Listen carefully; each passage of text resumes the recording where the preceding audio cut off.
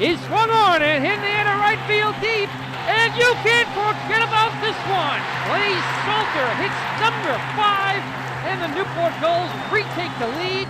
This is the Newport Gulls pregame show, live from Cardines Field in Newport, Rhode Island. Gone! A grand slam! To left power, right tower power, and the Gulls walk off in the 15th inning! Coming up, interviews, stats, standings, lineups, and a whole lot more. Tomas steps on the back for one out, throws to first. It is in time, a double play. And that one is gone! Joey Abner! A high drive, left field deep. Bolzano going back, looking up. This ball is a two-run homer. P.J. Jones hits it out. Stay tuned. The pregame show begins now on the NECBL Broadcast Network. In his 12th season covering Newport Gulls baseball, here is play-by-play broadcaster Nick Lima.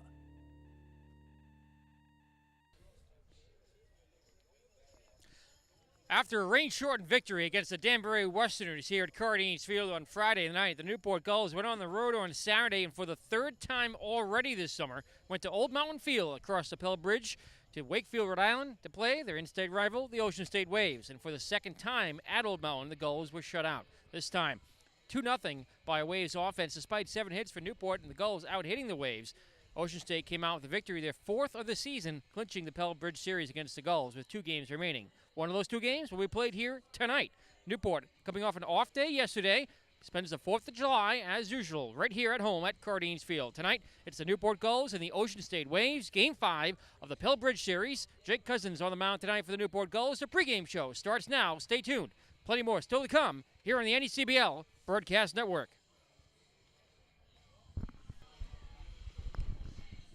Welcome back to the pregame show and happy 4th of July from here at Cardines. My name is Shannon O'Connell and I'm here with Andrew Gist for the Gulls Eye View.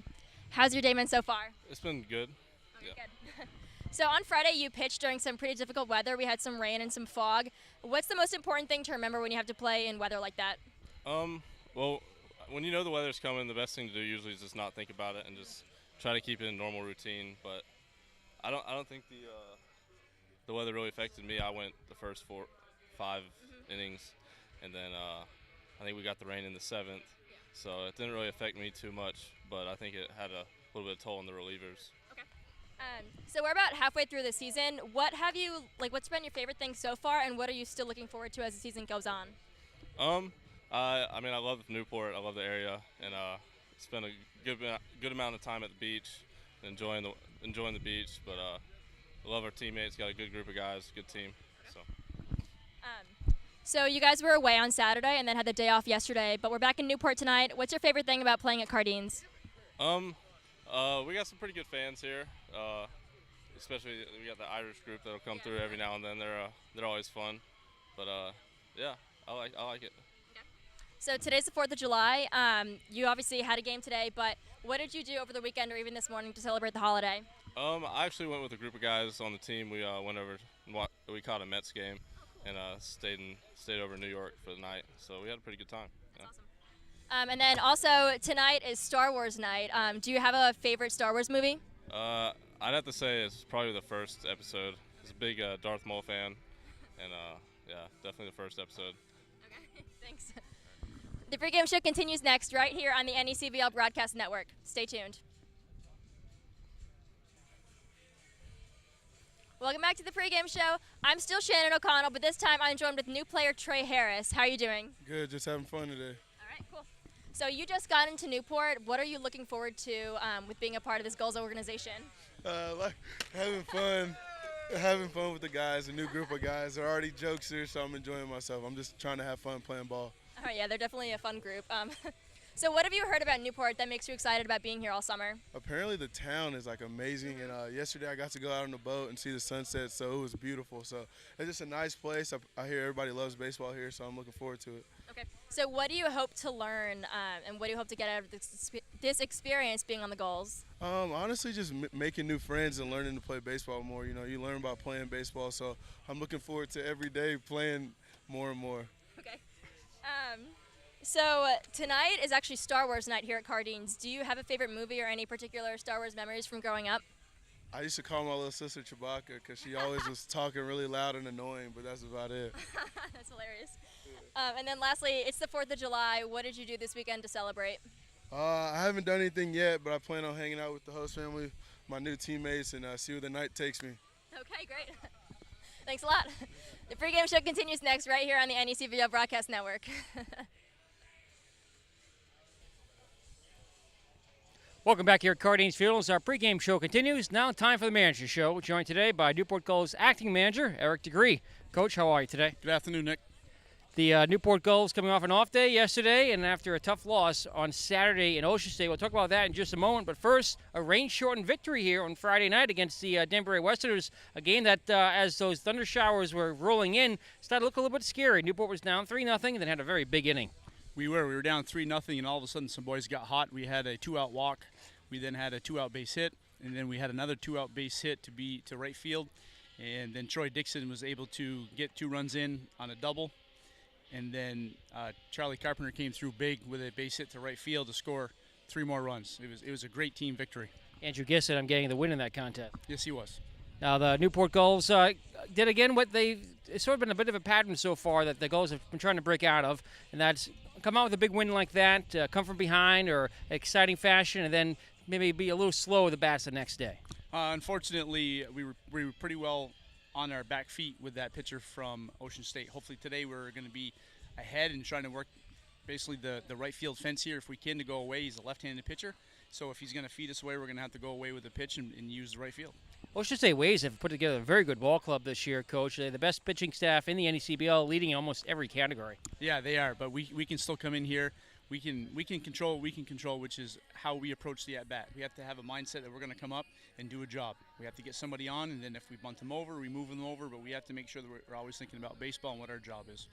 The typical Sunday off day was yesterday. On Saturday, that game in Ocean State, Newport shut out 2-0. There was a key play about halfway through the contest in which manager Al Leva was ejected following a controversial call.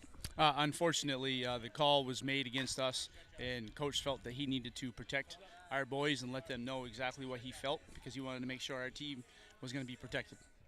The Newport Gulls have had a few injuries, of course, this summer, Coach. Brendan Spagnolo, Travis Howard, and Devin Mann now have all departed. Yeah, unfortunately, 2 pitchers and 1 position player. We just got a new position player in that can play infield and outfield, Trey Harris, and we'll see where he can help us. He'll be in the lineup tonight, hitting 7th, and we'll see what he can do for us. It was tough to see Devin go. He took just an awkward play here at Cardines Field last week. Oh, that was very unfortunate. He dove for a ball that took a really bad hop the other way, and it hit him in the eye. He had some facial fractures. Meanwhile, Coach, on the mound tonight, Jake Cousins will have the start here. He's been sensational his last couple of outings for Newport. He absolutely has been. Anytime he does anything, whether it's working camp, coming in for BP, or working on the mound, he is a competitor. And when he is on the mound, we expect to have a great game from him. Tomorrow, looking ahead, Coach, the Newport Gulls will head back out on the road, a little long trip up to your home state, Vermont. For the first time ever, they'll play the Upper Valley Nighthawks at their ballpark up near White River Junction. We're going to see another new pitcher, Blake Battenfield, get the start. That's right. He's coming from Oklahoma State, and we're excited to see him, and he's going to get the start tomorrow on the road. So, Coach, the Gulls have been playing baseball here the last couple of weeks. It's you're not going to go on a 10-game winning streak all the time, and sometimes you win 1, lose 2, win 2, lose 1. That's just kind of where it goes. What do the Gulls need to do to lock everything together and go on a streak here coming up in the month of July? We need to play good baseball on the defensive side, and unfortunately the other day we gave up 2 runs on 2 errors. We have to make sure when our pitchers allow us to put the ball in play, get ground balls, we take care of them, turn double plays, get the outs, and then at the plate we need to have the mindset that we can be successful. Coach, Independence Day baseball, no better place to be than a historic ballpark like Cardines Field on America's birthday. You get to enjoy the off day yesterday at all? I certainly did. It was a beautiful day, and I was able to enjoy it. Newport Gulls acting manager Eric DeGree, thanks so much for joining us, and good luck tonight against the Waves. Thank you, Nick. That's our pregame visit with the Newport Gulls coaching staff. Newport Gulls baseball is next. It's the Gulls and the Waves here on the NECBL Broadcast Network. The official footwear of the Newport Gulls. And Raytheon, proud supporters of Military Appreciation Night, the People's Credit Union, proud sponsor of the Fanatic About Reading Night, and by Tiverton Little League, by Taylor Rental, by Subway, Newport Insurance, by A1 Roofing, by Discover Newport, and by Diego's Wharf Pub. Here's the 2-2 pitch. It's swung on and missed. Strike 3. And Brett Gray strikes out the side. By Diamond, the official baseball of the NECBL. Diamonds, simply the best. By the Brick Alley Pub and Restaurant in Newport. By the town of Middletown. And by Salve Regina University. Take one pitch, 1 out, 1 inning at a time. By Clements Marketplace, Frosty Free. By O'Brien. And by Aquidneck Meat Market. It's one more hitting the air to center field deep. Going back to Strangelo Jr. Stuck going back on the wall. He leaps and he makes the catch. Here's a throw back to first. It's a long throw. It will be in time. He's out. A double play. Can you believe it? This one's over. Carl Wilcox strikes out the side here in the ninth. Putting a line drive right at Jeff Miller. He steps to the back for the double play. Or it's a triple play. An unassisted triple play. Can you believe it? By Newport Daily News. By the Blue Plate Diner. By the Newport County YMCA. And Moran Building and Construction. Ground ball, wiggly hit to right side. Fielded by Donald. Throws to second. Out there. Relay to first. Double play. And the inning is over. The Newport Gulls set the new NECBL record for wins in the season with 32. Swinging and driving in right field. It's going to jump in for a base hit. Running third is Butler. He will be waved home. The relay to the plate is netted down. Newport Gulls win 1-0. Jones is coming home. He scores. And the Gulls win. By the Rhode Island Fraternal Order of Police. By In the Zone Baseball Club. And by Remax Professionals of Newport. Let's go, Gulls! Let's go! Let's go, Gulls! Let's go! And the Newport Gulls have pitched a no-hitter. Shows you how good of a team we are. That's why we're in first place. Yep, let's keep going. It goes to third. It's going to be a double play. This one is back at the wall. It is gone. By Viking Tours, the official travel company of the Newport Gulls. By Dr. Nathan Tillman, Newport Family and Cosmetic Dentistry, the official Newport Gulls team dentist. By First Command Financial Planning and Century 21. We know our business. Number 300 for skipper Mike Coons. Gone! A grand slam! Drew Luckbauer, right tower power. Here's the pitch. Swung on and missed. The Newport Gulls are the 2009 NECBL champion. The Gulls mob Jeff Brown behind the mound as the Gulls become the first team in league history to win 4 Faye Vincent Cups. Once again, here's Nick Lima and the Newport Gulls broadcast team. Well, hello on Independence Day, 4th of July, here at Cardines Field, celebrating America's birthday and America's favorite pastime. It's baseball here in Newport. Newport Gulls, Ocean State Waves, and Game 5 already of the Pillbridge Series. Hello again, everybody. Nick Lima alongside Justin Galanty. And Justin, it's hard to believe this is already the 5th time these two teams have met up. I know, it's July 4th, and we only have 2 more matchups between these Rhode Island in-state rivals, and already, for the first time in team history, Ocean State has clinched the Pillbridge Series. So the Waves with a 4-0 advantage right now over the Newport Gulls in Pillbridge Series action as we get set for baseball.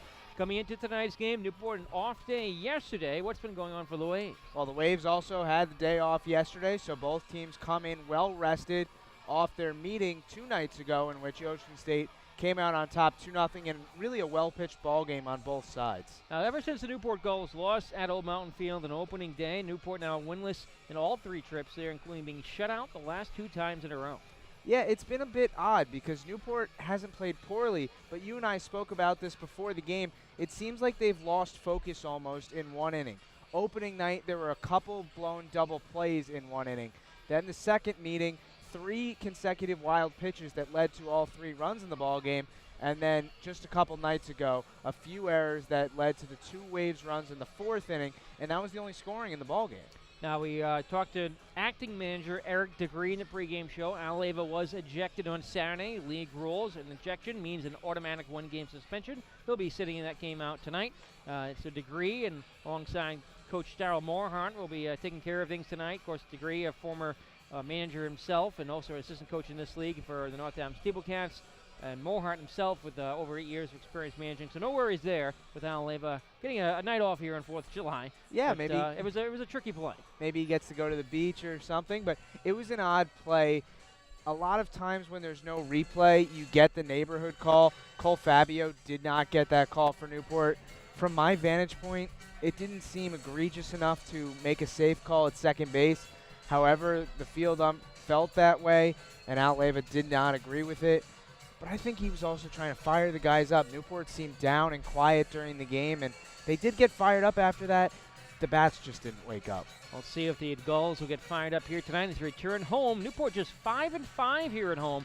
Very uncharacteristic of the Gulls to have just a 500 record at their home ballpark. They've gone as much as 17-3 or 18-2 here at Cardines Field in recent years as they come in trailing the Ocean State Waves by 5 games. And while the Waves have the hot start, they're 6 of their last 10.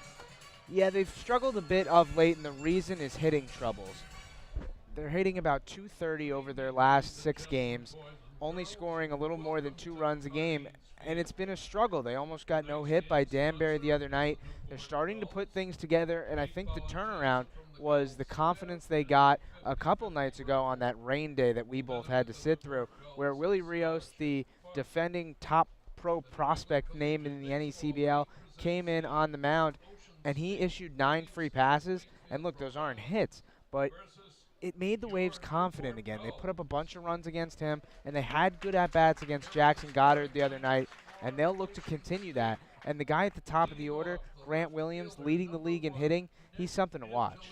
Meanwhile, here tonight, Independence Day baseball. It's Star Wars night at the ballpark. Many of the Gulls staff and volunteers have dressed in Star Wars costume. We've noticed several fans have come in as well wearing costumes, and I see Kylo Ren down there, Darth Gully, and Obi-Wan Ken Gully Jr. I didn't know Kylo Ren already had a costume. Oh, That Darth movie Vader came just out. walked in, too. So we also have right here in the booth, we have Darth Gully with his lightsaber and his cape ready to go. So we're all set here for Star Wars night as we celebrate the 4th of July, Independence Day here at Cardines Field. Again, Nick Lima alongside Justin Galanty, joined here in the booth tonight by our official scorer, Jarek Krajewski. Bruce Wayne Gaines here as well. As we get set for baseball, it's the Newport Gulls and the Ocean State Waves. We'll continue our pregame show when we come back next here on the NECBL Broadcast Network.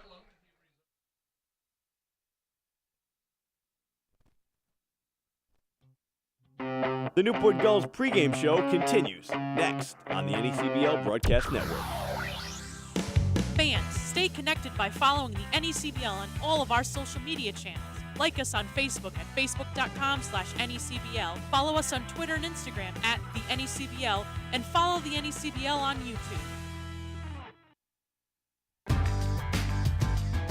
Fans, swing the same bat that your favorite NECBL players bring to the ballpark each night.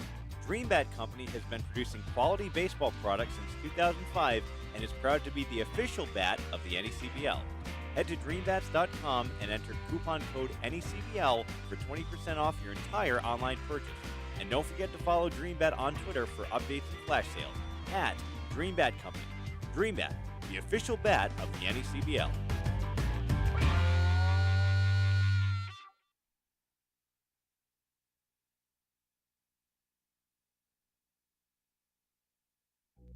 Listen up, fans. For the second straight year, you, our loyal fans, will have the chance to select one player to this year's All-Star Game. Beginning on Monday, July 11th, fans will be able to vote for one of our 13 All-Star Game fan vote nominees. The player with the most votes will be elected an NECBL All-Star and have the chance to play in the All-Star Game at Cardines Field, the home of the Newport Gulls, on Sunday, July 17th. Fan voting will take place online at NECBL.com beginning on Monday, July 11th.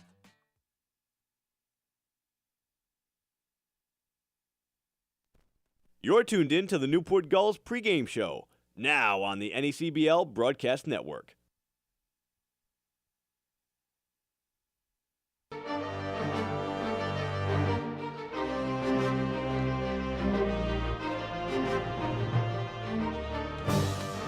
Welcome back here at Cardines Field as we get set for baseball tonight between the Newport Gulls and the Ocean State Waves. Again, this is already the 5th matchup of the season between Newport and Ocean State, if you can believe it. Series started on opening day, June 9th at Ocean State. The Newport Gulls falling in that contest 6-4. The final key inning, and as Justin had mentioned earlier, 3 costly errors in an inning for Newport proved to be the difference in that ball game. The two teams will meet up again right here at Cardines Field on Monday, June 13th. That game lost by Newport, won by Ocean State 4-1. Gulls and the Waves, of course, have faced each other twice recently again at Old Mountain Field over in Wakefield, Rhode Island. At Ocean State, June 18th, the Gulls shut out on the weekend 3-0 in another contest. Over this past weekend on Saturday, the Gulls blanked again 2-0. So the Ocean State Waves have, by default, essentially won the Pelham Bridge Series 4-game with 4 wins so far and 2 games left to play. And they've used the same formula that has vaulted them into first place in the NECBL Southern Division and in the entire league over the year, and that's pitching, defense, and timely hitting. They've gotten that, like you mentioned. They've taken advantage of some mistakes by Newport, and the pitching's really just been phenomenal. I mentioned it's Star Wars night here at Cardines Field, and a lot of the Gulls player parents are in town this week. It's Family Parent Week, and the parents have flown in from all over the country. On Sunday night, last night, they went around on the Newport Harbor, the team and their families, for a harbor cruise on the sailing vessel Aurora. About 70 of them went on for a great trip around Newport Harbor. They can have a big clam bake, New England-style clam bake this weekend over at Kipidar's Clam Bake Club. So great opportunity for them. And tonight, several of those parents are going to be out there throwing out some first pitches. So let's pick up Princess Leia, Newport Gulls Director of Marketing, Michaela Grasso, down the field.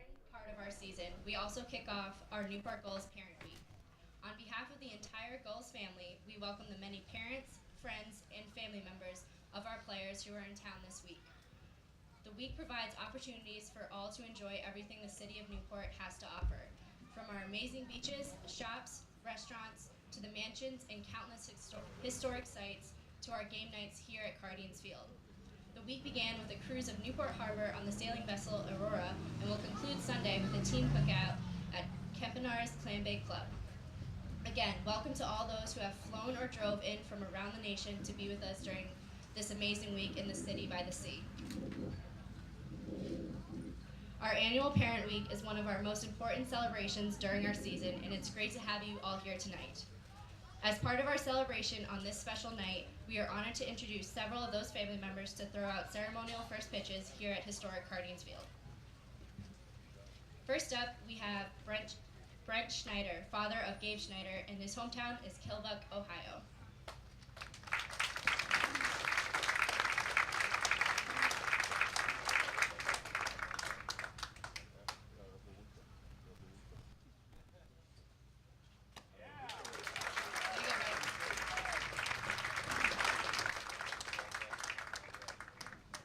Next up, we have Lauren Wolf, sister of Adam Wolf, and hometown of Milan, Ohio.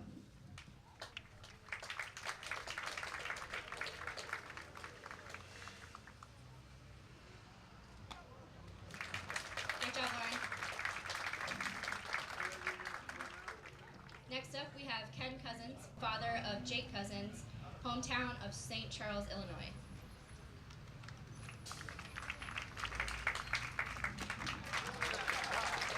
Way to go, Ken.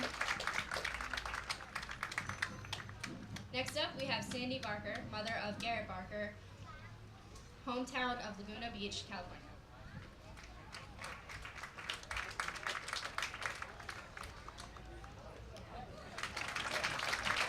Great job, Sandy. Next up, we have Tyler Stern, brother of Cole Fabio, hometown of Mahwah, New Jersey.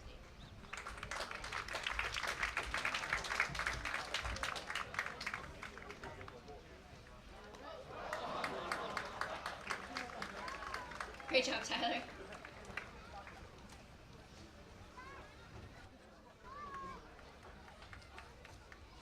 And last but not least, we have Greg Demmer, stepdad of Kevin Stroshine, hometown of Atlanta, Georgia.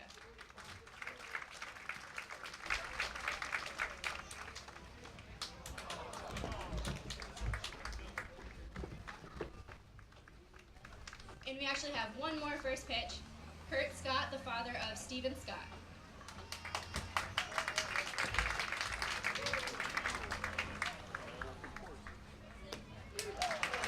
Way to go, Kurt.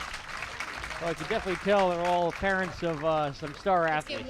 Yeah, absolutely. I don't think everybody skipped one. No, they passed down some good genes. So great to see, though, the player parents and families here in town. We have the honor guard marching out in just a moment. And while the honor guard marches out onto the field, let's take a look at other action around the NECBL, both last night and tonight.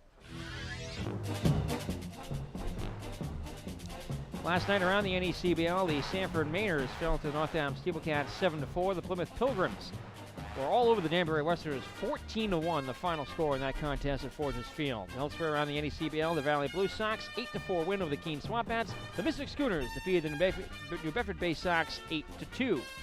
Tonight around the NECBL, just 3 games in action. One is already underway. The Mystic Schooners playing the Winnipesaukee Muskrats.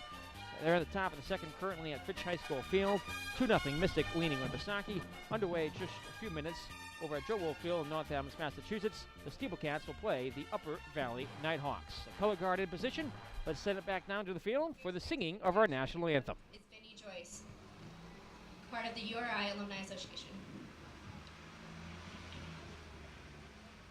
Oh, say, can you see by the dawn's early light what so proudly we hailed at the twilight's last gleaming, whose broad stripes and bright stars through the perilous fight o'er the ramparts we watched were so gallantly streaming, and the rocket's red glare, the bombs bursting in air, gave proof through the night that our flag was still there.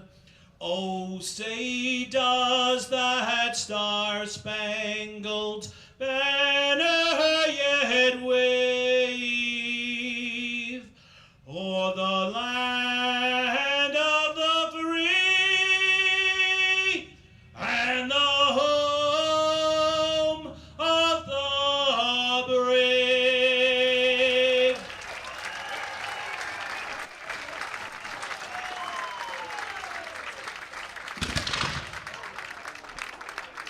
And a volley from the honor guard here at Cardines Field.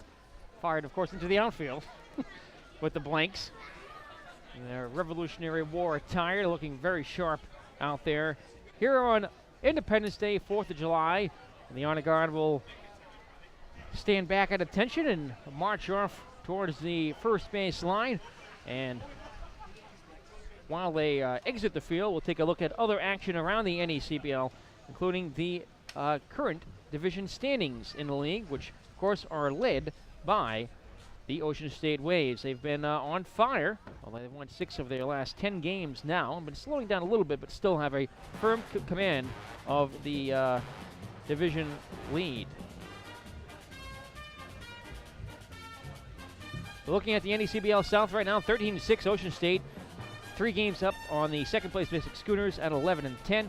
Danbury Westerners locked in third place at 500. They're 12-12. The Pilgrims also are at 500. Plymouth is at 10-10. Both Danbury and Plymouth tied for third at 3.5 games back. The Newport Gulls in 5th place right now, 5 games out, game and a half out of playoff spot at 9-12. The Bedford Bay Sox round out the NECBL South at 7-13, 6.5 games out of the league. Meanwhile, in the NECBL Northern Division, the Valley Blue Sox at 12-8 are tied now with the Keene Swamp Bats also at 12-8.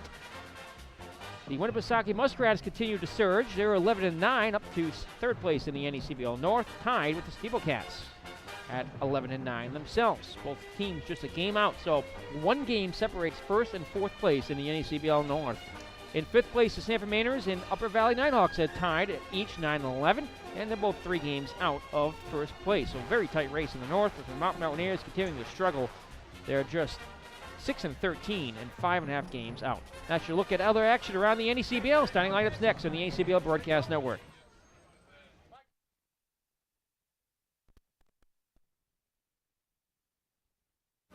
The Newport Gulls pregame show continues next on the NECBL Broadcast Network.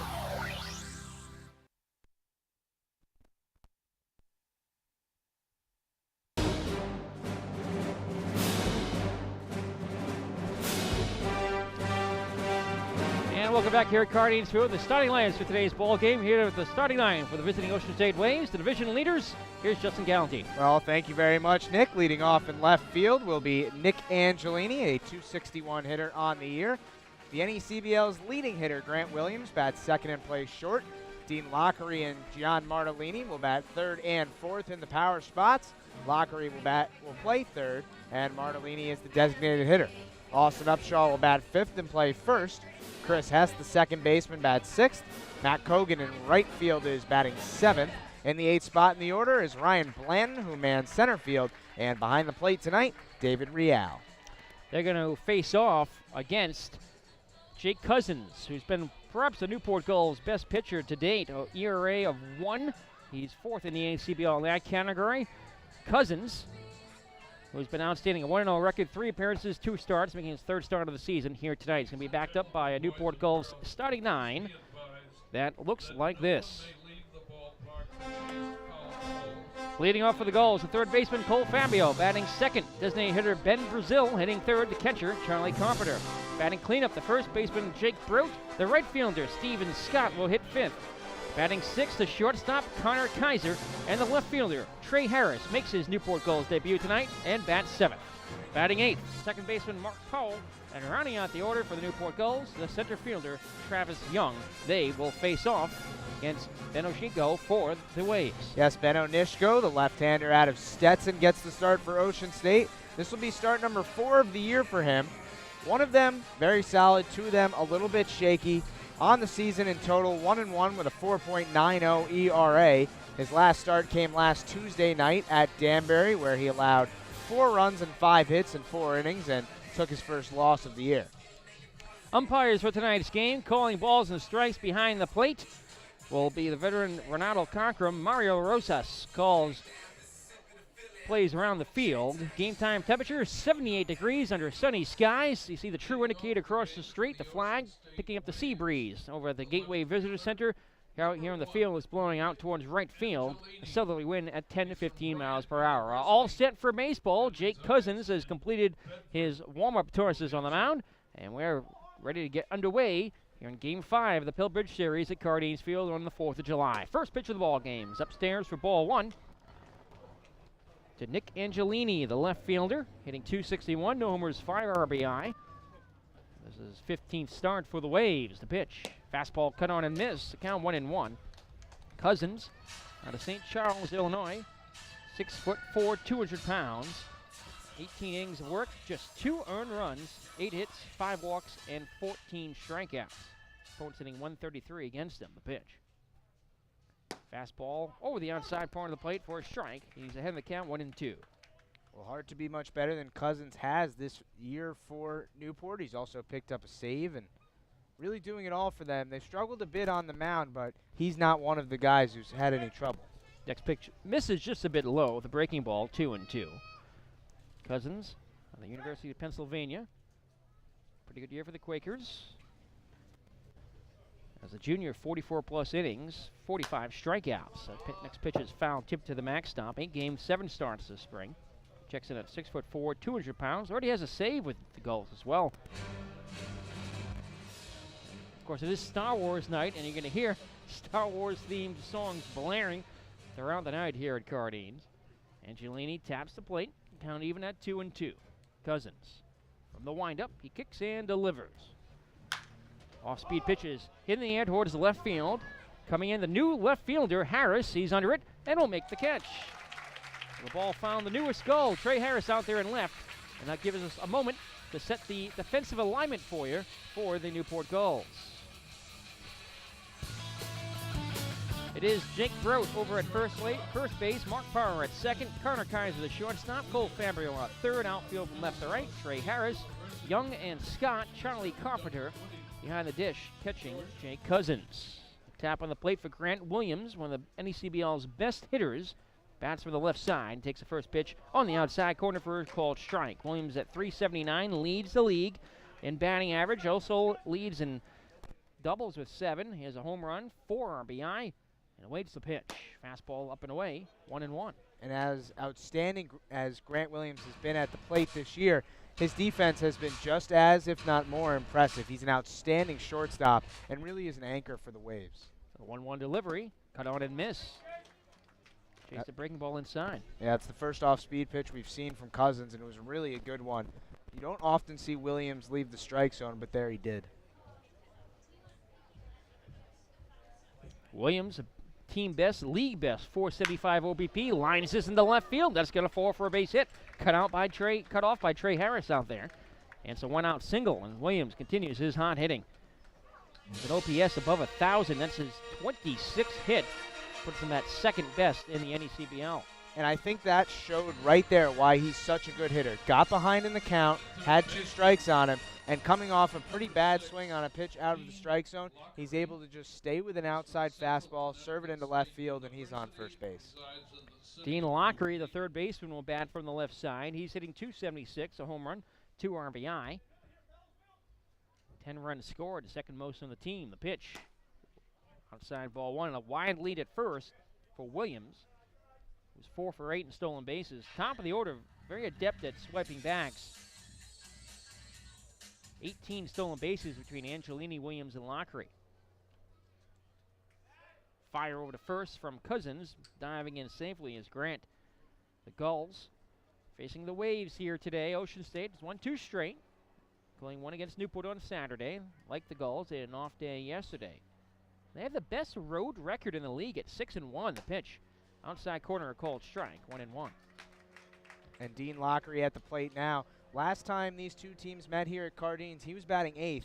Today in the 3 spot. That shows you how well he's been hitting so far, at least since that night.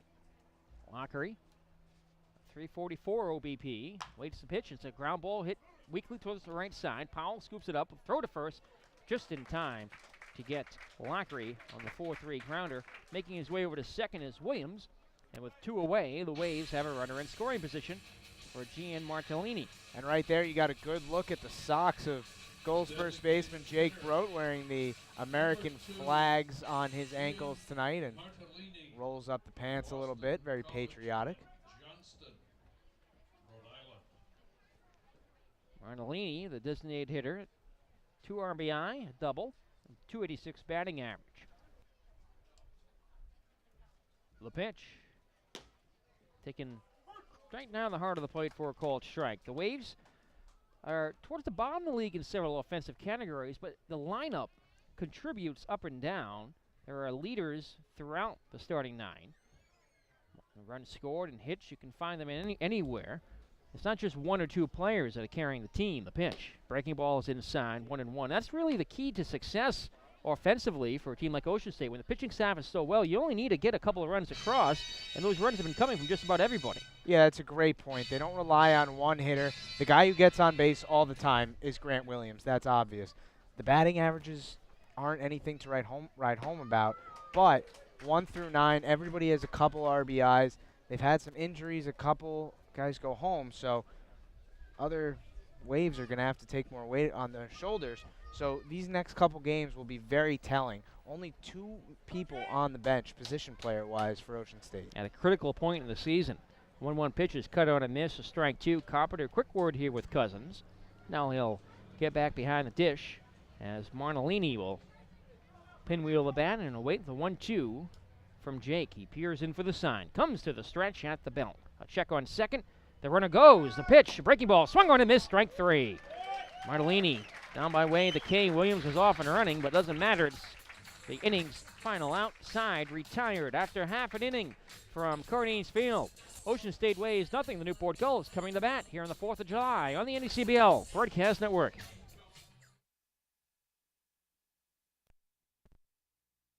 The NECBL Broadcast Network, your home for the Newport Gulls.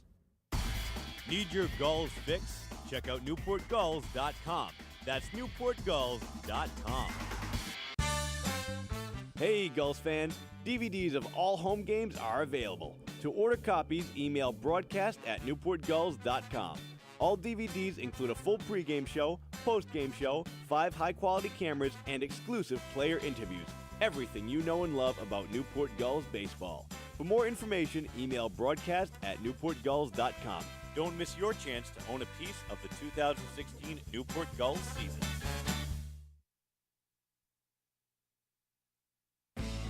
watching and listening to NECBL Baseball on the NECBL Broadcast Network.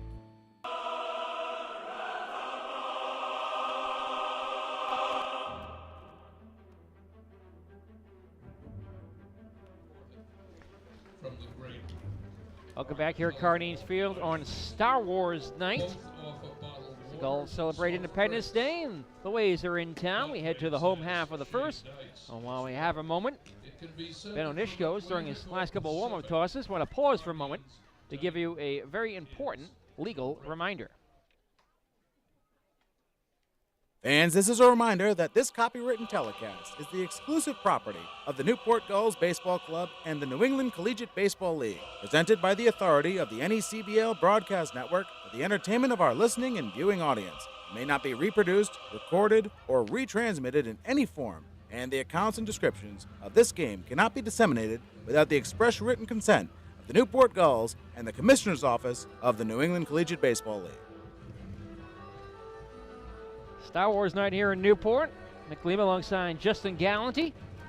Well, we have another moment. We'll pause 10 seconds for station identification here on the NECBL Broadcast Network. NCTV 18, Newport County, the World Wide Web, and on DVD. This is Newport Gulls Baseball on the NECBL Broadcast Network. Happy 4th of July, everybody. Last of the first in Newport. And Cole Fabio will be the leadoff hitter against Ben Onishko. The lefty at 4.91 ERA, 1-1 record, making his fourth appearance of the summer. 11 innings, 6 earned runs on 10 hits, 8 walks, and 17 strikeouts out of Stetson. Onishko, the lefty, deals his first pitch of the ball game. It's inside ball one. Home plate umpire Renato Cockrum. Mario Rosas is the field umpire. The Waves already 4-0 against Newport. The pitch. Breaking ball was hooked foul right side. They'll leave the count at a ball and a strike. I thank all of our staff, our volunteers, our interns for being here tonight, deciding not to take the night off and go to the beach or attend some fireworks displays and be here at the ballpark. And I couldn't think of a better place to be. And thank you for tuning in tonight on this 4th of July action and watching for free the 1-1. That's swung on and missed for strike two, 1-2. And if you're listening right now and you don't normally watch the game, this is your opportunity to see what we have here. 6 cameras, graphics, instant replay. Our great volunteer crew doing a fantastic job. And tonight's video cast is free. So if you're listening, hit that watch live button. It's free to watch tonight around the NECBL. 1-2. Check swing. It's a bit low. Did he offer? No. He did not, says Mario Rosas. And the count 2-2. And Newport's leadoff hitter Fabio at 257. No homers, but 10 RBI. He has a double, a triple, but just 2 extra base hits through 18 games. And that's something that the Gulls have a common denominator amongst the lineup. There has not been a lot of extra base power this year for Newport. A couple players with 3 or 5 or 6 doubles. But beyond that, a lot of players have just 1 despite playing 18 or 19 games. A 2-2. That's hooked foul to the netting. Meanwhile, the Waves have a plethora of extra base hits to their credit, including a couple players who are among the league leaders in doubles. Yet here at Cardines Field is probably the most double-friendly ballpark in the country, and the Gulls have not really been taking advantage of that. They have not been hitting balls to the wall here in Newport. That's been part of the problem. A 2-2, hit on the ground, poked towards the right side, up short, charges it. He'll take himself to the bag for the inning's first out. It'll set the defensive alignment for the Ocean State Waves. Well, to look around the outfield and left field, it's Nick Angelini, Ryan Blanton in center field for Ocean State, and Matt Cogan, man's right. Around the infield, Dean Lockery, the third baseman, Grant Williams at short, Chris Hess at second. You just talked about Austin Upshaw at first, and David Rial is behind the plate. Ocean State Waves, 4th ranked defense in the NECBL, 972 fielding percentage. Here's Ben Brazil, the designated hitter. Takes the first pitch inside for ball one. He incredibly has a 147 batting average, but a 420 on-base percentage. He's 3rd in the NECBL on walks with 15. Had a 5-walk contest here at Cardines Field one night this year. The pitch that's in there, called strike. Brazil thinks is a bit low. With a count 1-1. Pretty decent side crowd here for a 4th of July game. Normally there's so much to do here in Newport, but fans have been rolling in the ballpark. The pitch, check swing, it's low. Of course, there's plenty to do here in Newport on a holiday night. Did he go? Yes, he did. He's rung up down at first base by Rosas, and the count 1-2 on Brazil. And the Gulls' most patient hitter leads the team in walks. Through 12 games, 15 free passes. The 1-2 from Ben. His cut on and miss, strike 3.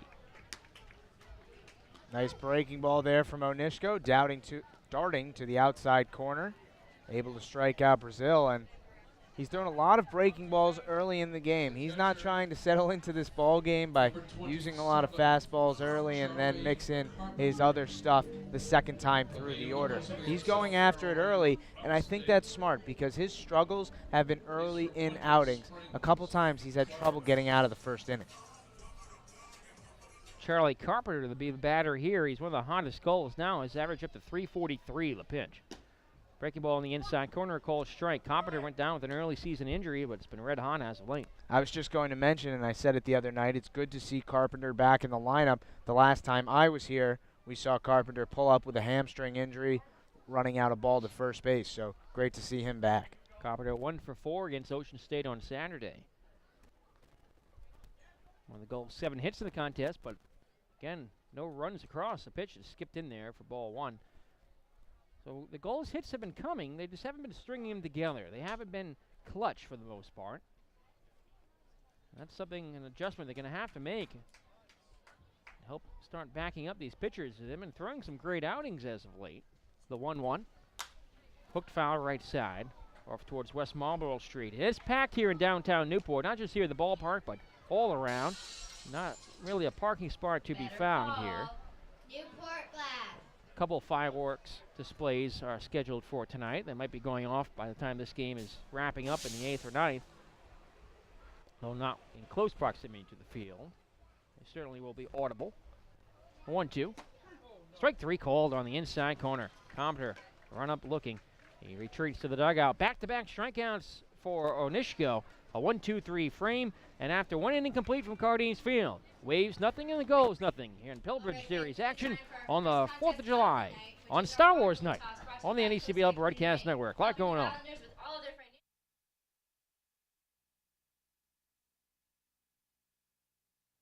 You're watching and listening to Newport Gulls baseball on your flagship home for the Gulls all season long, the NECBL Broadcast Network. Wear what Major League Baseball and the NECBL wear, New Era caps, the preferred cap of the NECBL. Show your support by visiting the souvenir stand at your next game and become a part of your favorite team. New Era caps, the preferred cap of the NECBL. Franklin is proud to be the official batting glove of the New England Collegiate Baseball League. Throughout the summer, all 13 NECBL teams are wearing their very own custom team batting gloves, courtesy of Franklin Sports.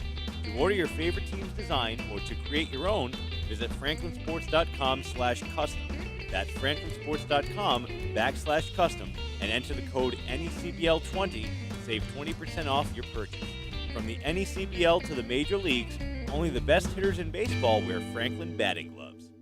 For the latest in scores, stats, videos, photos, and team updates of the 6-time NECBL champion Newport Gulls, like them on Facebook at facebook.com/Newport Gulls, and flock with them on Twitter, Instagram, and Snapchat at Newport Gulls.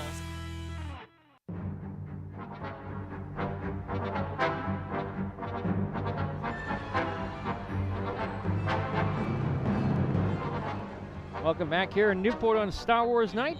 We head to the top of the second inning. Austin Upshaw, Chris Hiss, Matt Kogin to face Jake Cousins. On a single, retire the other 3 batters he faced in the first. Second annual Star Wars night here in Newport. It was on July 1st last year. And fans getting free admission tonight if they're in costume. I've seen a couple in the stands. A few in the lightsaber duels on the field. Pitch is taking low ball 1 from Cousins. St. Charles, Illinois native, will be heading into his senior year for the Quakers and owns a league 4th best ERA of 1 coming into this game as he fires a pitch pass Upshaw that's cut on a miss for strike 1. Defensively behind him, the Newport Gulls, 9th in the league in fielding percentage in errors, 29 errors and 964. Team fielding percentage, the pitch outside ball 2. When we're talking about the Waves, how they're 4th in the league. They've only turned 8 double plays. That's the 12th most in the league. They've only caught 2 men stealing. That's the 13th most. There's a good reason for those things. The 2-1. Outside corner, a called strike. It's because this is hardly ever anybody on base. Yeah. Yeah, the Waves have done a good job keeping guys off base, and when people have gotten on, the pitchers have gotten out of it. And maybe it hasn't been a double play or a strike him out, throw him out, something like that. But they've gotten out of it. They've done an outstanding job. They lead the league in ERA by almost a full run. It makes sense that the Waves would be towards the bottom of the league if hardly anybody gets on base against Ocean State. Pitching staff has been phenomenal. A 2-2. That swung on and poked out towards center. Starting to his right, starting forward, now back to his left. Is Young making over the shoulder catch casually for out number 1. You know, it's almost like saying a basketball team that shoots 80% can't offensive rebound, right? If there's no offensive rebounds to get because they make every shot, they're not going to be a statistically good offensive rebounding team. If you're leading the league in ERA, if people aren't getting on base, you're not going to turn double plays. The Waves pitching staff, among many other categories, leads in ERA at 2.42, hits with 131. That's the fewest in the league. 55 runs, 46 of them earned. The pitch. It swung on and hit on towards center field. Diving is the second baseman Powell. He can't come up with it. Bounces away from him out towards center. It's going to be a hit for Chris Hess. A one-out single for Chris, who came in hitting 246 with 7 RBI. Now, only a 210 opponent batting average for Waves pitching, and that's really the key factor. The hits just have not been coming for the opposition. And the coaching staff credits that to the fact that each guy knows how much he's pitching and what day he's pitching. Relievers aren't asked to pitch 4 innings. Starters aren't asked to go 8. So when you are in there, you can max it out because you know I'm pitching 2 innings today and I'm not throwing again till Friday. 1 on, 1 out for Matt Kogin. Runner goes. The pitch is taken low. Throw down to second base. Will be not in time. Stolen base. Chris Hess off and running on the first pitch. He's now perfect, 3 for 3. And you wonder if something in the scouting report for Ocean State said they can run on either Cousins or Carpenter. It's the second inning. Williams, we saw, tried to steal third. Nothing ended up happening because of the strikeout, but there Hess off and running on the first pitch, and he doesn't run often. Cousins a look back to second. He deals. It's hooked foul left side towards the bullpen. And I'll leave the counter at a ball and a strike. Another big stat that stands out to me for the Waves pitchers is home runs allowed. Just 4 on the season, and that's at a ballpark at Ocean State where the ball carries pretty well. Yeah, there haven't been a lot of home runs at Ocean State so far this year, and a couple of those bombs came actually at Rogers Park in Danbury, where you know as well as I do, there are some short porches there. A lot of balls can be hit out, so other than that one game in Danbury, nobody's taken the Waves deep. 1-1 pitch on the outside corner. In the interim, saw a pretty cool shot of a seagull, a real Newport gull, perched atop one of the light towers here in Newport. Cousins ahead of Kogin, 1-2. Righty-lefty matchup here. The right-hander Cousins sets and throws. Fastball is outside. Kogin didn't chase, 2-2. Ryan Blanton to follow. Kogan had one of the RBIs the other night in the Waves win over Newport. A slow ground ball between the first and second baseman that squeaked into right field and drove in the first run of the ball game. 1 strikeout in the ball game so far for Cousins. Jakes, as he comes to the stretch, deals a 2-2. Hit on the ground, poked towards the right side. That's down by Broad. He's going to flip to the Cousins, covering the bag in time for the inning's second out. Chris Hess finds third base on the play and now stands 90 feet away, the first potential run for Ocean State. Well, that'll bring up Ryan Blanton, the center fielder, who the last time we were at Cardines Field hit the second of a streak of 3 consecutive games where he hit one over the fence, but now he's struggling. 0 for his last 33, down to a 116 batting average. Really, this could be a good time for him to break out, but things just aren't going well for him, but he's starting to show signs of coming out of it. Had a home run robbed the other night at Old Mountain. Also hit the ball hard sometimes, so the coaching staff really feels that Ryan's about to come out of it. Blanton, the NACBL veteran, tied for the team lead in strikeouts with 18. His teammate Chris Hess stands 90 feet away and takes the first pitch, low for ball 1. He's got a lot of playing time. alongside Ustin Upshar. He's now appeared in all 20 games, starting 19 of them for Ocean State. The pitch, outside corner, strike, 1-1.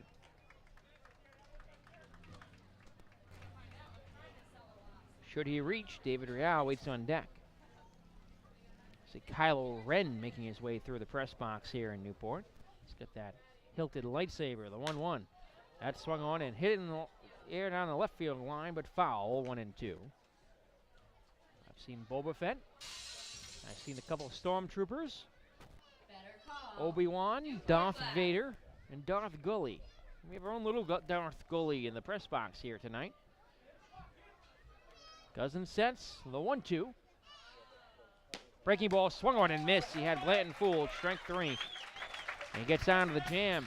The Waves strand a runner at third. They've left 2, and after an inning and a half from Cardines.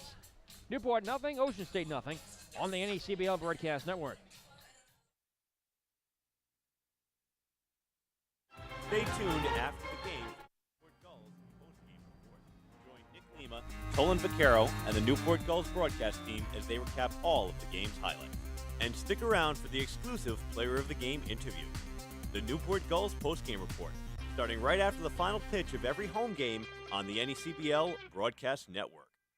Hey, Gulls fans, you don't have to just listen to Newport Gulls baseball, you can watch it too, live on the NECBL Broadcast Network. Take advantage of Point Streak's full season video package. Watch a single game for just $8, or watch every Gulls game, home and away, right from your computer screen with the full season deal. Our dedicated crew coordinates 5 high-quality cameras, graphics, instant replay, and more. Watch Newport Gulls baseball live and bring our home games into your home by signing up for a full season video package tonight. The 2016 NECBL All-Star Game is heading to the City by the Sea this summer. The NECBL's Midsummer Classic will be hosted by our very own Newport Gulls on Sunday, July 17th. Join the NECBL's elite student athletes as they take to the diamond in front of scouts from every major league organization in one of America's most historic ballparks, Cardines Field. Make your plans now to join the NECBL's Best of the Best on Sunday, July 17th in Newport, Rhode Island for the 2016 All-Star Game.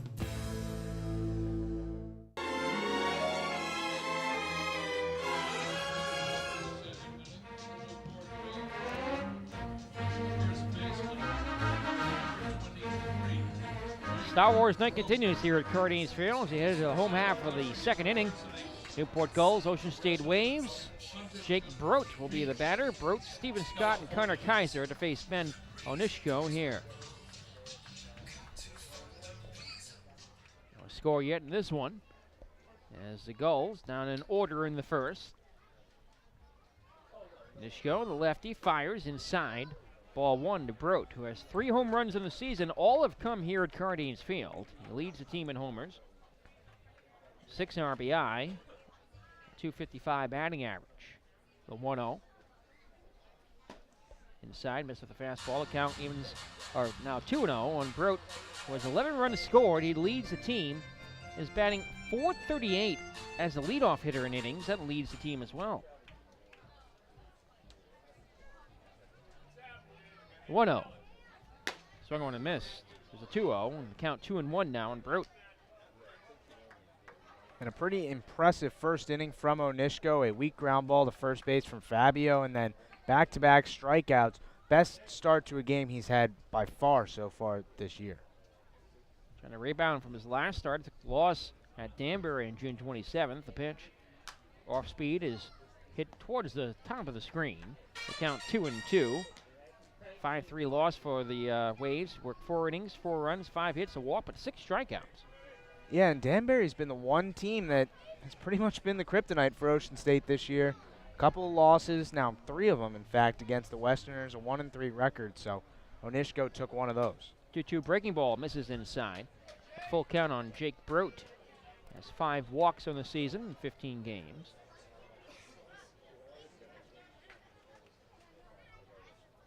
Jake gets the sign from his catcher, David. He likes what he sees. The high stirrups, he kicks and delivers. Breaking ball swung on and missed, strike 3. That's 3 straight Ks going back to the first for Onishko.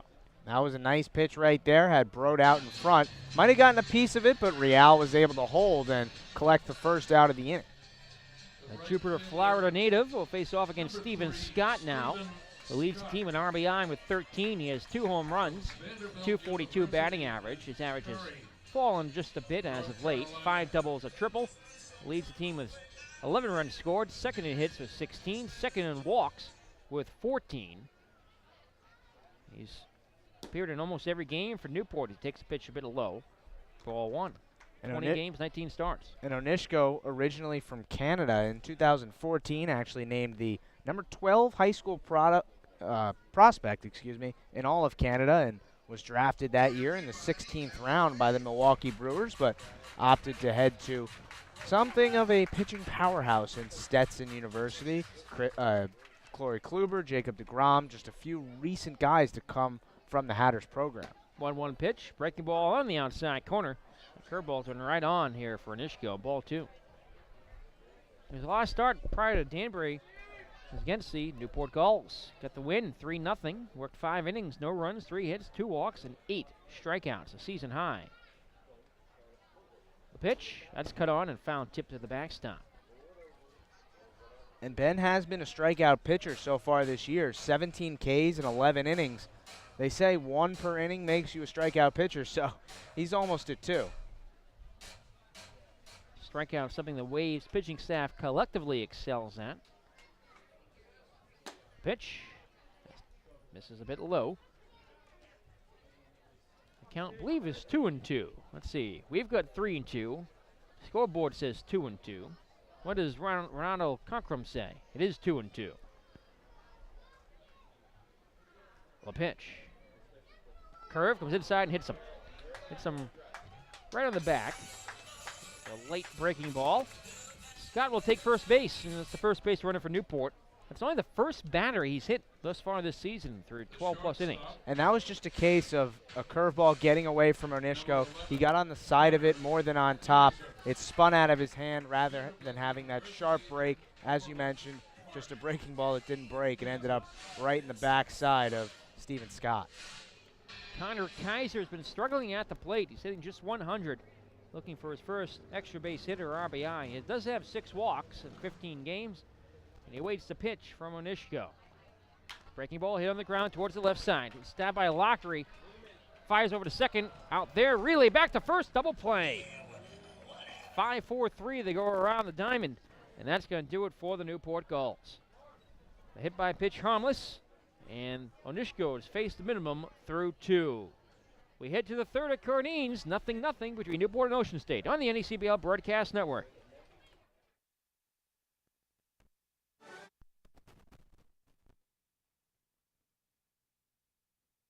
Fans, the NECBL Broadcast Network brings all of the action right to your home every night.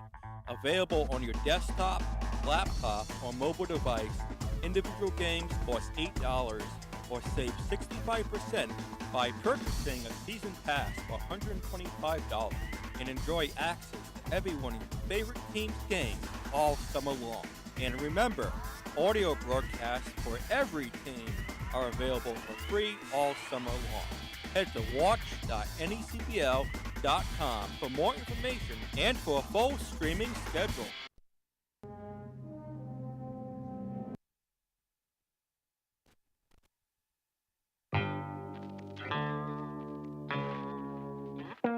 The chase for the Fay Vincent Senior Cup begins on Wednesday, August 3rd, when the 2016 NECBL playoffs begin.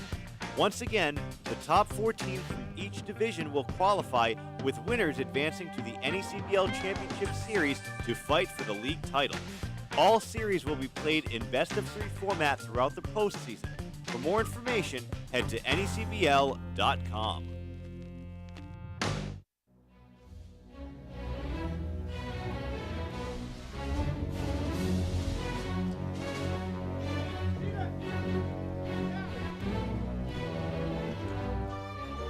Tunes of John Williams take us in and out of the breaks tonight on Star Wars Night at Cardines Field. We head to the third, 9-1-2 due up for the Ocean State Waves. No score yet in this one. Jake Cousins on a couple of singles, a couple of strikeouts. It's been effective. will deal to Real for the first time. The pitch, curve, misses inside, ball 1. He's hitting 163, has a home run, 7 RBI, 8 walks in 16 games. The pitch, another curve, clips the inside corner, 1-1. And I think someone in the Ocean State dugout heard us talking about how they don't turn any double plays. Well executed to end the second inning. 1-1, fastball inside, ball 2, 5-4-3 twin killing. On the first pitch, swinging.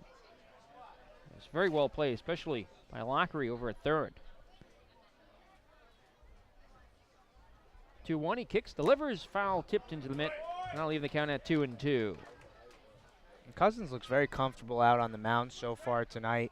Using all his pitches, we saw 2 consecutive breaking balls to start off the at-bat to Real, and now brought back a couple fastballs. 2-2 pitch, swing and a miss. He struck him out.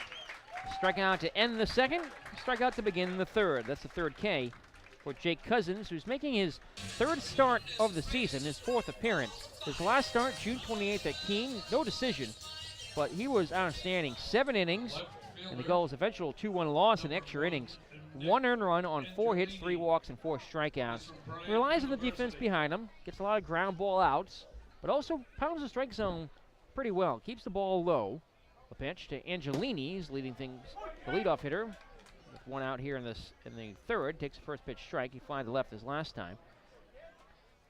Cousins, his previous start at Vermont, got the win. Also a 7-inning outing for him. The pitch, curve, misses inside. And that one he probably could have gone the distance. But it was his first start. They didn't want to take any risks. But he was well up in the pitch count. I think it was maybe 60s or 70s. They took him out in the 7th. The breaking ball misses inside, 2-1. And as a defender, you love to play behind a pitcher like Cousins. Throws strikes, moves the game along. You're always on your toes. It's not the type of pitcher who every count's 3-2 and you're falling asleep out there. 2-1. Misses a bit low with the fastball. And that's the first time he's going to ball 3. That was a pretty good spot for my money.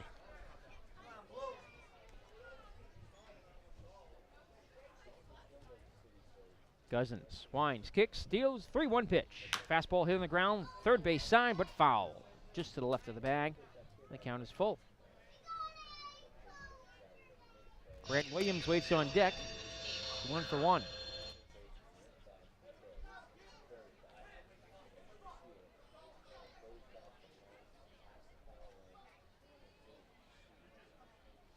Angelini takes a moment outside of the batter's box.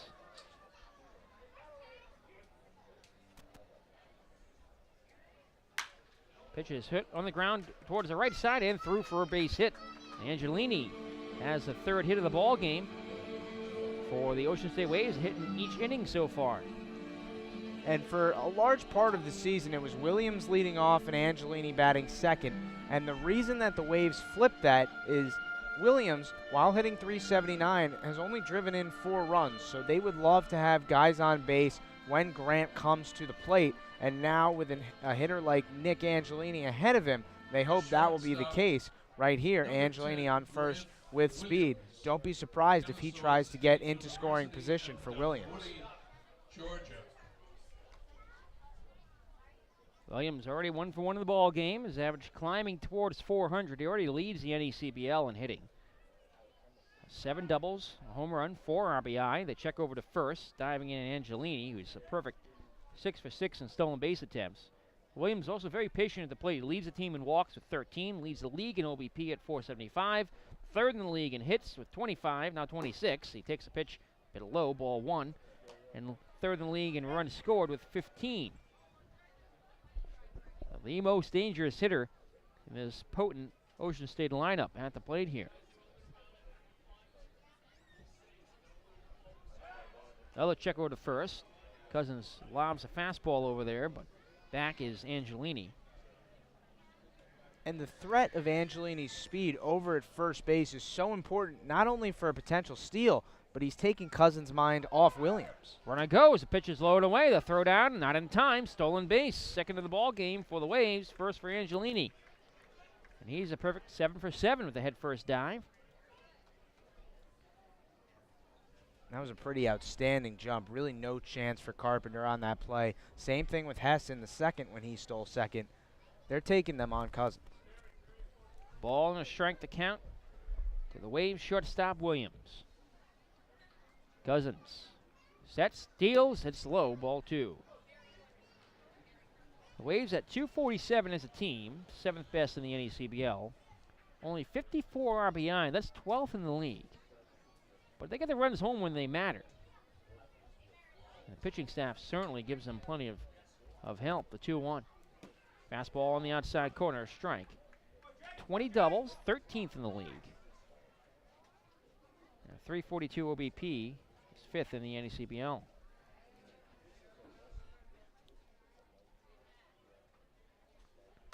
And the most impressive stat, perhaps the Waves' road record. 7-5 at home, but 6-1 away from Old Mountain Field. Breaking ball swung on and looped out towards left field, and it's going to be over the head of Harris. Rolled down all the way to the wall. Rounding third, heading home, Angelini. Here he comes, the throw cut off. He scores, and the Waves strike first here in the third. It's an RBI double for Grant Williams. So Williams goes to the opposite field for the second time tonight and picks up his 5th RBI of the year and continues to lead the team in doubles, average, runs, hits. He's pretty impressive. And there are some guys you just watch play and say, wow. And maybe it's not because he's Mike Trout, where he's 6'3" and hits balls over the fence, but they just do the little things. And Grant is one of those guys.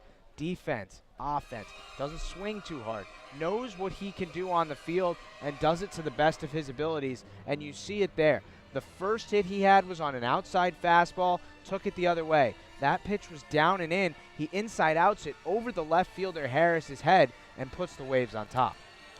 Darryl Morehart, Gulls pitching coach, has a few words here with Jake Cousins and how they want to deal with Dean Lockery. The back-to-back hits here. Grant Williams gets it done again, and that's what we're just talking about. The Waves get that runner in the scoring position, they get him home. They find a way to make it happen. They don't do it. They don't pour on the runs and score 10 or 12 against an opponent, but they get what they need to support the pitching staff, and the pitching staff returns the favor by putting up goose eggs in the scoreboard. The season high for runs for Ocean State is 7, and that was last week in a game against Plymouth. So, like you said, they don't put up a ton of runs. They just get the runs when they need them, and in their heads, they're saying to themselves, if we put up 2-3 runs tonight, we're probably going to win a ball game because our pitching has been so outstanding. Conference is over, broken up by Cockrum. Here's Dean Lockery, 0 for 1. He bounced out to second his last time at the plate. And I have to think part of that conversation on the mound from Morehart was telling Cousins he needs to be faster to the plate. Cousins fires a fastball that's cut on miss, strike 1. Lockery at 276 has a home run, a pair of RBI. Go with 5 walks. Lead at second for Williams. 1-0 Waves. We're here in the third. The 0-1 as Williams continues to dance. It's taken low, 1-1. He's definitely thinking about third base right now. He took off last time he was on second. It ended up being a strikeout, so we didn't get to see any play at third, but he's definitely thinking about it right now. Lefty Lockery digs in. The throw is a called strike to the plate. Off to third goes Williams, stolen base. Second of the inning, third of the ball game for these running Waves. And it's tough to make an adjustment during a game, but Cousins has to do something because every time he gives up a walk, a single, a hit by pitch, anything like that, it turns into basically a double because the Waves are on second base before he knows it.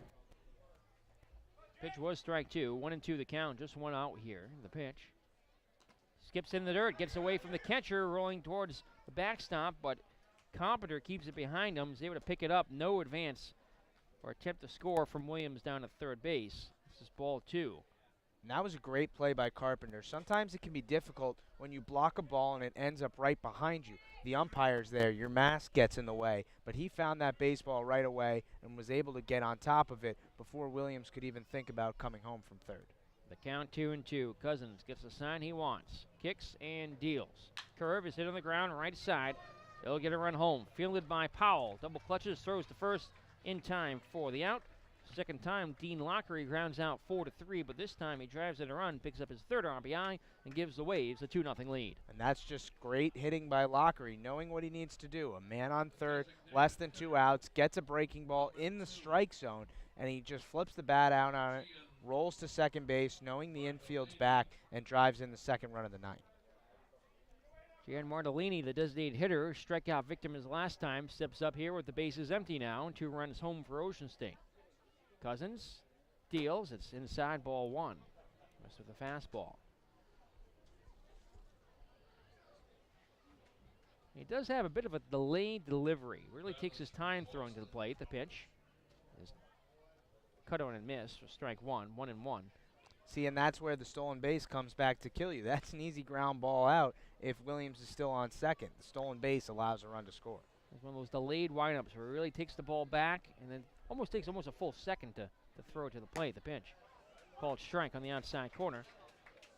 Of course, here working now the windup with the bases empty, a lot easier. And now the stretch with runners on. He's ahead of the count of Martellini, 1-2. His pitch. Breaking ball is low. 2-2. We have our first email sent to media@newportgulls.com from Candy Long, tuning in from Florida.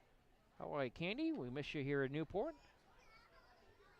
Says the broadcast is sounding great. 2-2. Comes inside, high ball 3, and you too can join in on our broadcast. Let us know where you're tuning in tonight on this 4th of July.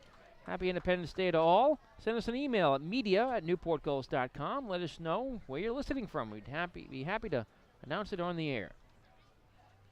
3-2 from Cousins is hit on the ground towards the middle. The shortstop has it on a pair of hops. Kaiser running towards first base, throws across for the out that retires aside, but Ocean State plates 2 runs on a pair of hits here in the third, and after a 2.5 from Cardines Field, Waves 2, Gulls nothing on Star Wars night here on the NECBL Broadcast Network.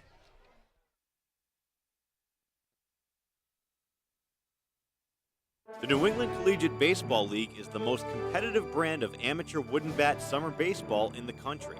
With 13 teams spread through 6 New England states and over 125 Major League Baseball alumni, the league entertains our region from June through August each and every summer. Student athletes who come from all parts of the country partner with some of the region's most scenic communities to offer summer baseball at its finest. For current team information, rosters, and schedules, visit the NECBL online at necbl.com.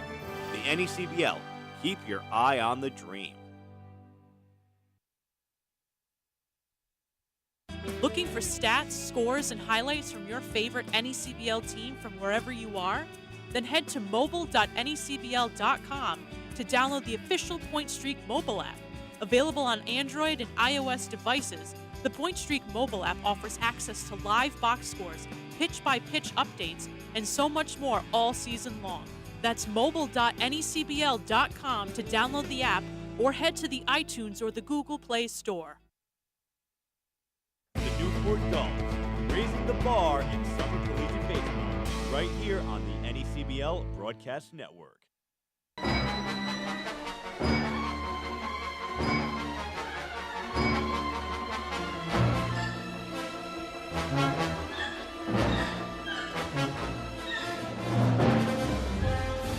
And welcome back here at Cardines. The 2-0 Ocean State Waves advantage over the Newport Gulls. So we head to the home half of the third on Star Wars night. Happy 4th of July.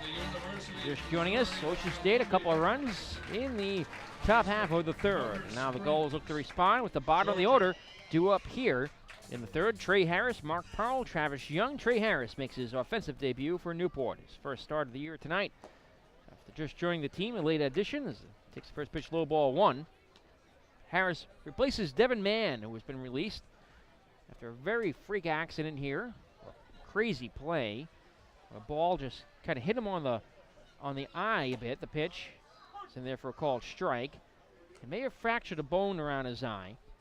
So Devin has unfortunately had to go home as a result. He was cleared to play, but the problem is if something were to hit him again, he would probably have to have all kinds of surgeries. The 1-1, a hit on the ground towards the left side. Williams up with it, throws across, and the innings first out. Trey Harris retired. Harris out of University of Missouri Columbia rounds out his first at-bat here in Newport. We'll bring up Mark Powell, hitting .246, a home run and 9 RBI. And 8 walks. Again, the Gulls very sad to lose Devin Mann. He's a very good hitter here for the Gulls and a great young gentleman. We wish him the best as he recovers from that very strange injury. And it's a ball he played here at Cardines at third. It kind of just ate him up a bit. And the X-rays proved that it was a little too dangerous to keep playing with it. The pitch to Powell is up and away, ball 1. So we wish him the best, but the Gulls also welcome Harris, one of 2 new additions to the Newport Gulls. The other will be arriving tomorrow.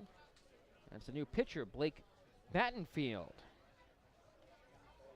Been picked up out of Oklahoma State. Pitch swung on a foul, tipped to the mid for strike 1. Count even on Powell, the Middletown, Rhode Island native. He's now appeared in 19 games for Newport. Lefty-lefty matchup here. A 1-1. Comes inside, ball 2. Newport at just 9-12. 5-5 here at home. 4-7 on the road. And 5 games behind Ocean State, stuck in 5th right now in the NECBL South. 2-1. Fisted on the ground, back towards the mound. Stabbed by Onishko. Fires over to first, a bullet. And it's brought down by Upshur for the inning's second out. 1-3. Nice job by Onishko fielding his position. Moved over to the third base side and made the full turn. And a little bit of a high throw, but Upshaw able to corral it and make that the second out of the inning, which now runs the Newport scoreless streak against Waves pitching to 20 2/3 innings. Shut out their last 2 games. And going back to the prior game here in Newport. There's Travis Young. Takes the first pitch, strike on the inside corner. Other action around the league tonight. They're already in the top of the 6 at Fitch High School. Mystic Schooners leading the Winnipesaukee Muskrats 5-2. Over at Joe Wolf Field in Northern Division action, the Upper Valley Nighthawks trailing the Steeplecats 2-0. They're on the last of the 3rd. The pitch taken low. The count 1-1 on Young at 203. No homers, 7 RBI. But he's hitting .300 at home and .389 against the lefties.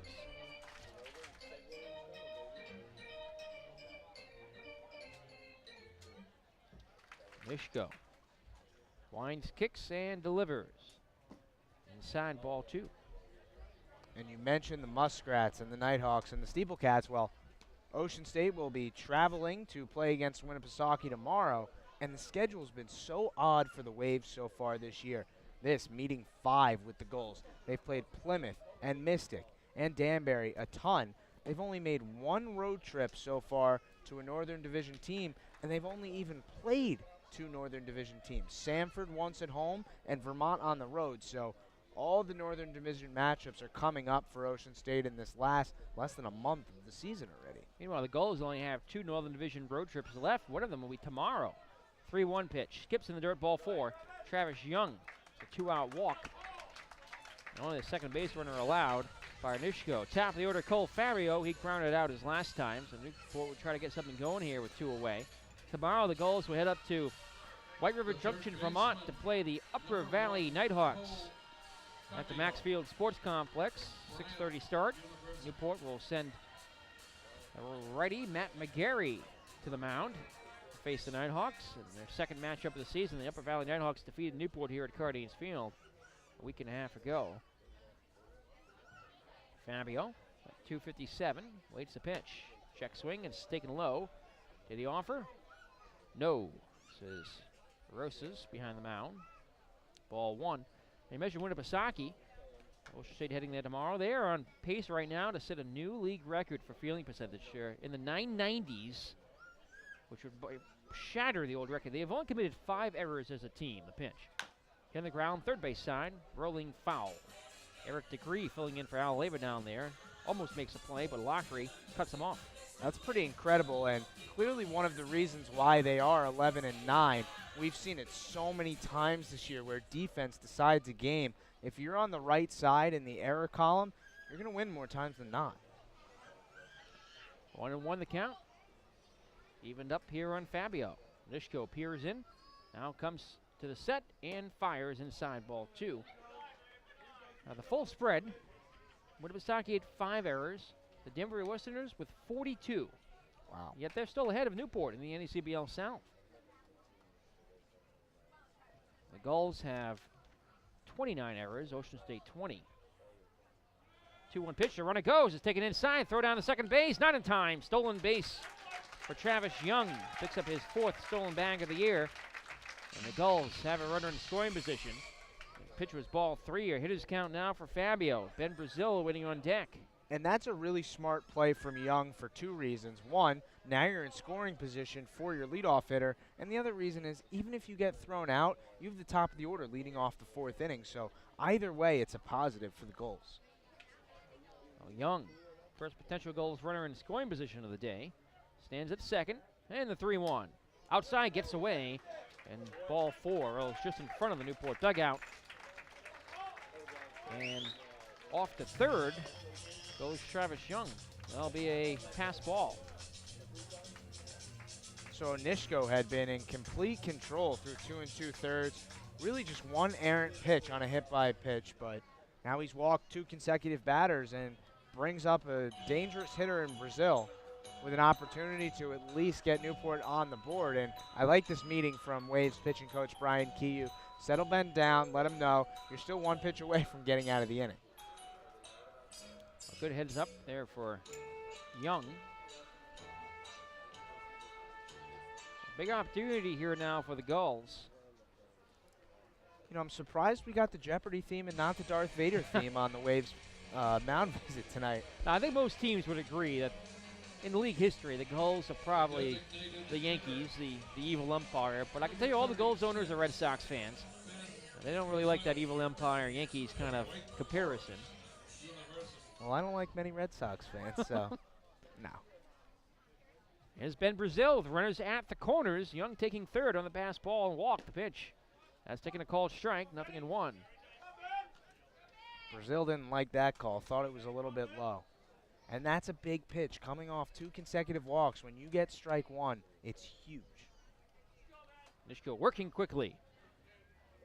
His 0-1 curve is taken high. Off the level of the chin, but outside to Brazil, 1-1. And the big difference in these last now 3 batters as opposed to the rest of the ball game is all his curveballs have been up at the eyes. The 1-1 is on the way. Skips in the dirt, good stop by Real. Thinking about second is Fabio, but he'll retreat back to the bag over at first base. Young staying planted at third. Tying runs on here for Newport. Brazil ahead of the count 2-1. Third in the league in walks with 15.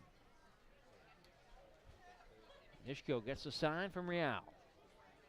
Shakes one off. Disagrees with another. Now is ready from the stretch. The 2-1 pitch. Check swing, it's low. And did he offer? Yes, he did. Looks like the home plate umpire, Cockrum, said he offered. They'll leave it up at 2-2.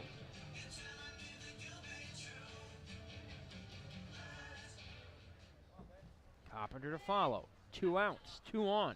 A 2-0 game here in the third. Newport trying to get on the scoreboard. Onishko sets, kicks, throws a 2-2 pitch. The runner goes, is fouled away. And Williams broke to cover second on that play, so willing to vacate the shortstop hole with 2 strikes. A little bit odd to me because with 2 strikes, you know Brazil is going to be swinging at anything in the zone. Outfield a couple steps back. Young at third, Fabio at first. The count even up at 2-2 on Brazil. The pitch. Swing and a miss. He chased a high breaking ball, and Brazil struck out for the second time in the ball game. Newport squanders an opportunity here. They strand 2 men on with 2 out, leave runners at the corners, and we're through 3 innings of baseball from Cardines Field. We go to the 4th. 2-0 Waves on the NECBL Broadcast Network.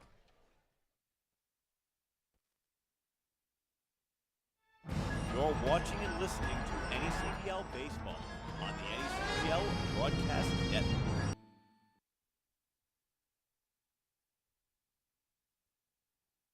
Want to know more about Newport Gulls broadcast?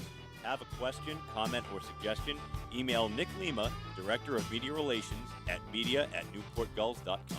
Our all-volunteer crew strives to produce the highest quality broadcast possible, and we want to know how we're doing. Be a part of Newport Gulls broadcast and let us know what you think by sending an email to media@newportgulls.com. Be sure to check out the Gulls online at newportgulls.com. That's newportgulls.com. Fans, stay connected by following the NECBL on all of our social media channels. Like us on Facebook at facebook.com/NECBL. Follow us on Twitter and Instagram at the NECBL. And follow the NECBL on YouTube.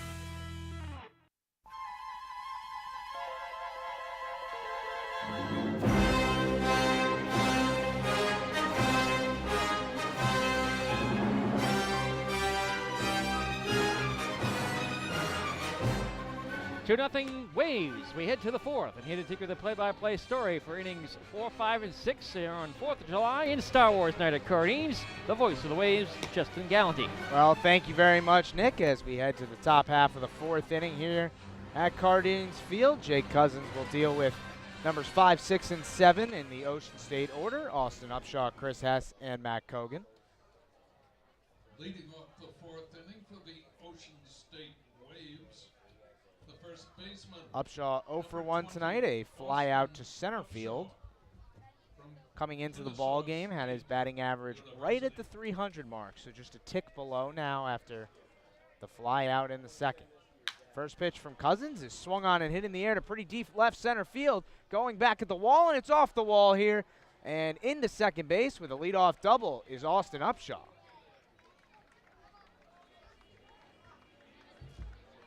Right off the Serve Pro sign, a couple, what would you say, 2/3 of the way up the fence out in left center? Yeah, probably about 15 feet up. It may have even caught a tree branch on the way down. I saw a leaf, and it might have clipped. Those trees, of course, grow over the fence. Yeah, Waves manager Jim Sorrow went out to ask Ronaldo Cockrum if that's what he saw, but was quickly sent back to the dugout. So Chris Hess at the plate now with a man in scoring position. Hess singled and stole second back in the second. Hess was 0 for 4 on Saturday night in the game with Newport. Second extra base hit of the night for the Waves against Cousins.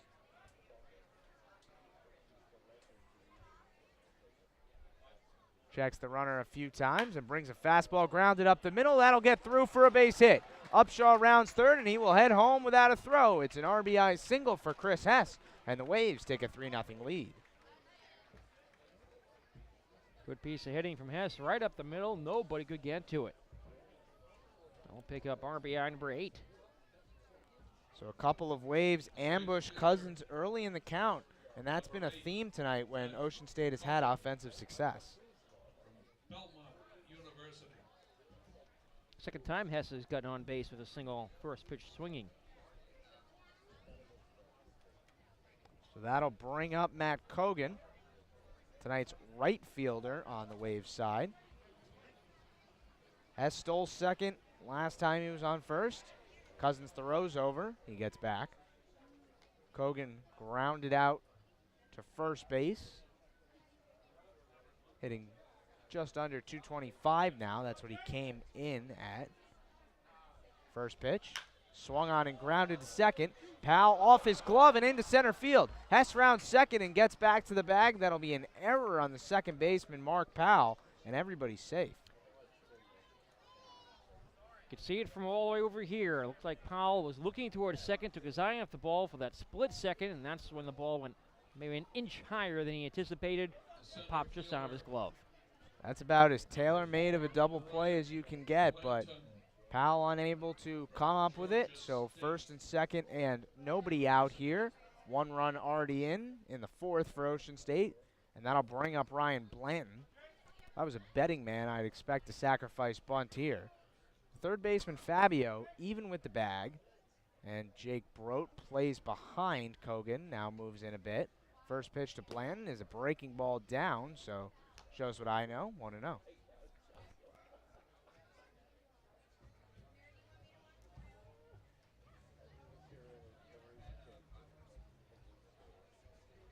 1 ball and no strikes to Ryan Blanton, the center fielder.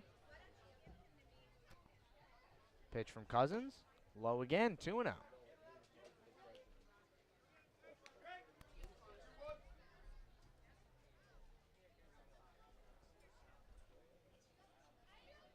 So Blanton well ahead in the count against Cousins.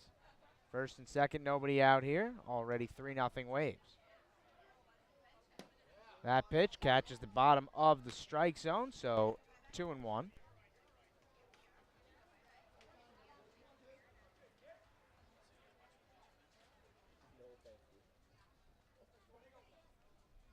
Hess on second after an RBI single, and Kogan reached on the error by the second baseman, Mark Powell. 2 balls and 1 strike to Blanton. Cousins sets and delivers. Change up in the dirt, gets away from Carpenter, and Hess sprints for third. Kogan to second. That'll be a pass ball. And second and third. All right, now the Gulls still in striking distance, down by 3 runs, but this could change in a hurry here. 2-minute scoring position now, nobody out. So the corners come in for the Gulls. Middle still plays back. You wonder about that with the offensive struggles Newport has had against the Waves this year. 3-1 is a curveball, catches the inside corner, and the count is full. Strikeout would be huge here for Cousins. Darryl Morhart standing on the proverbial top step of the dugout here. David Real waits on deck. He struck out in his first at-bat, as did Blanton. Cousins steps off the back of the mound, takes a lick of that right paw, and gets ready to deal with a 3-2 pitch to Ryan Blanton. Here it comes. Just missed low with a curveball, and the bases are loaded with nobody out. Didn't get the call that time from Cochran. Looked like Blanton hesitated a little bit before heading to first base, so he knew it was a close pitch. The two of us knew it was close, but it's called ball 4, and now the bases are loaded with nobody out, and David Real has an opportunity to break this game open. He already has 1 grand slam this season. Morhart's conference is pretty quick with the infield. It's point of the season, they all know their roles here. They know that you have to make the plays behind Cousins. It's up to Jake.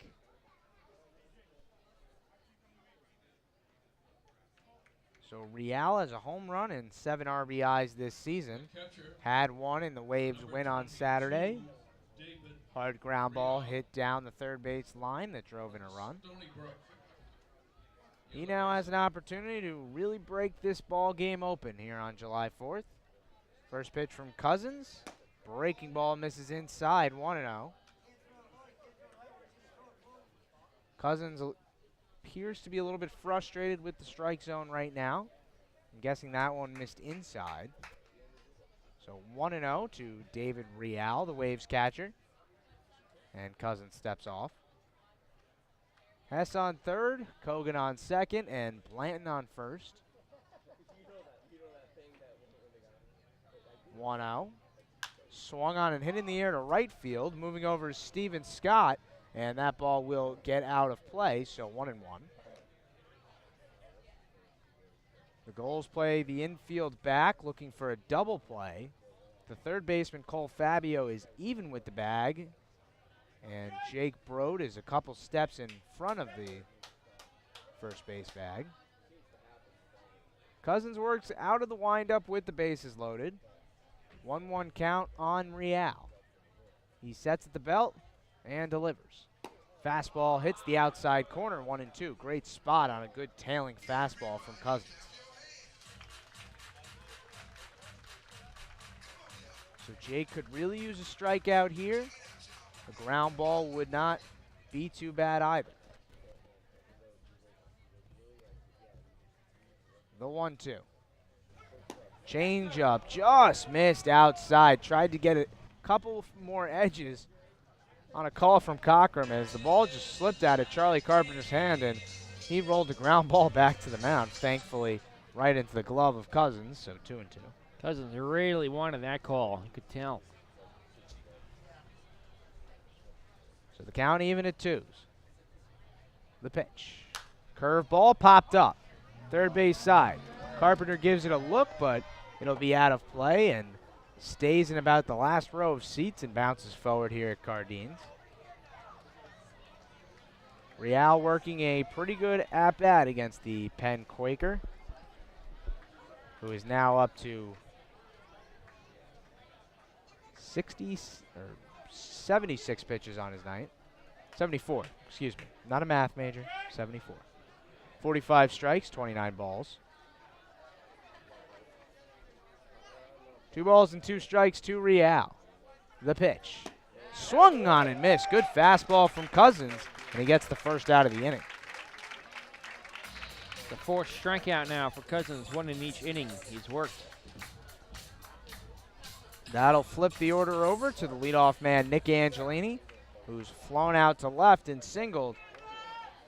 And I think Cousins probably has 90% of his attention on the man at the plate and 10% on the left-hander in the on-deck circle for Ocean State, who's 2 for 2 tonight and approaching 400 for his season batting average. But first he has to deal with Nick Angelini. There's a curveball right down the middle, strike 1. Momentum, a huge thing in baseball, and although Newport's already down 3-0 and a run has scored in the inning, if Cousins could work out of this bases loaded, nobody out jam, it could flip things to Newport's side. Another breaking ball is right down the middle again, and Angelini quickly behind in the count, 0-2.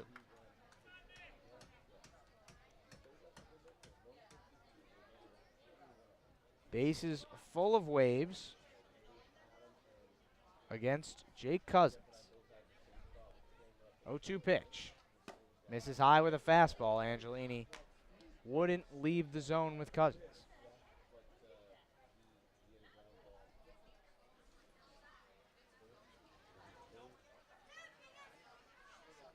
Cousins now gets the 1-2 sign he likes and brings it.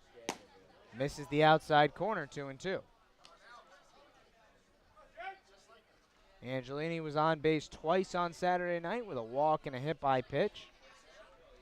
Today a single and a stolen base. Also scored his 8th run of the year. 2-2.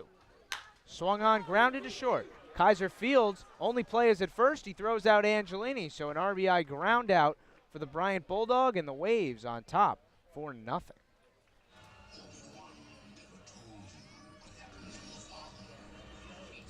RBI ground out. Probably one of the better scenarios there with the Newport Gulls could hope for. The best being, of course, the double play ball to get out of the inning, but with the runners off and running on the pitch, no chance to turn 2. Get that sure out at first. Sacrifice a run.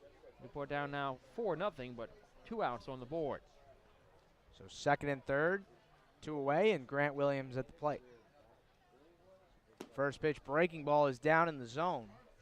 You don't often say pitch around someone to get to the 3-hitter, but I ask you, when someone's as hot as Williams, 2 for 2 tonight, I don't think he's going to see a lot of strikes with a base open and 2 outs. No harm putting him at first here. So 1-0. Now 2-0 as a curveball misses well outside. And Charlie Carpenter calls time, and we'll go have a conversation with his pitcher.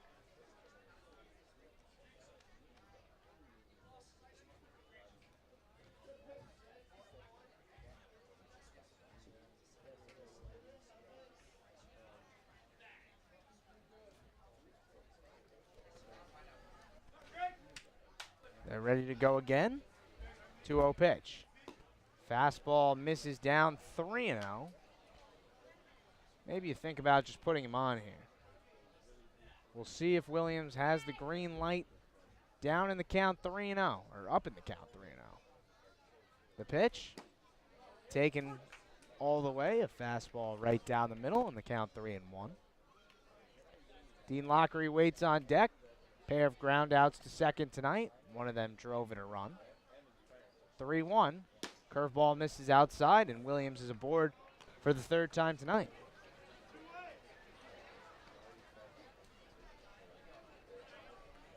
So once again, the bases are loaded with waves for the 3-hitter Dean Lockery. Number 6, Dean Lockery. Ocean State has had a lot of traffic on the bags in this inning. So if Cousins could keep things at 4-0 and keep the Gulls in the ball game, it would be certainly a good thing on the Newport side. First pitch to Lockery is skied in the air to left field. Going back, Trey Harris near the wall, but he gets under it and makes the catch. So Cousins able to limit the damage at 2.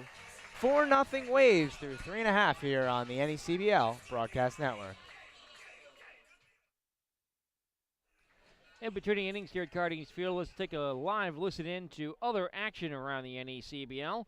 Tonight, the Winnipesaukee Muskrats are playing the Mystic Schooners. Let's take a live listen into the action. Going to be Trevor Malley, 6'1", 185 pounds, a righty from Joliet Junior College, a rising senior from Channahon, Illinois. And Malley's numbers on the season. He's got a very exaggerated pitch, wind up, a lot of movement, a lot of deception, and arms are kind of going everywhere, legs are going everywhere. So a JUCO guy, and I'll tell you what, Malley, he doesn't have a picture, he doesn't have any numbers, so this is his Muskrats debut. And there's a strike, count something in 2. Yeah, Bond didn't like that. He thought it was in. Well, Malley does the dips his body down, his glove down. It's got a weird motion for sure. 0-2, going to miss low and outside, counts 1 and 2. It's almost like that old school, like 1940s baseball, where the pitcher's kind of like stepped into the rubber instead of just we're already onto the rubber. Legs and arms going. 5-2, the Mystic Schooners lead the Muskrats. They're in the bottom of the 7th at the Shipyard. Back here in Newport in a moment. This is Newport Gulls Baseball. On your home for the Gulls, the NECBL Broadcast Network.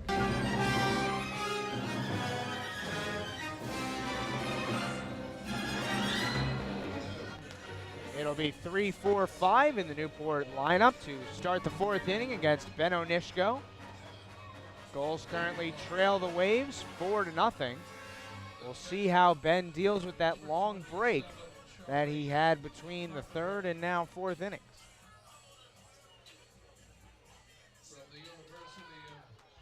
Carpenter struck out looking to end the 1st inning on a good fastball by Onishko.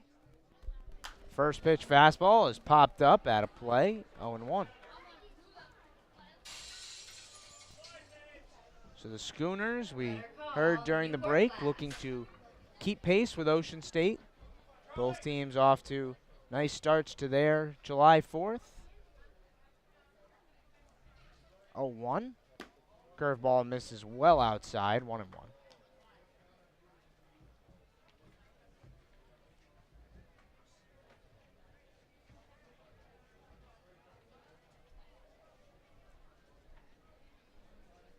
That pitch is swung on and hit in the air to deep center.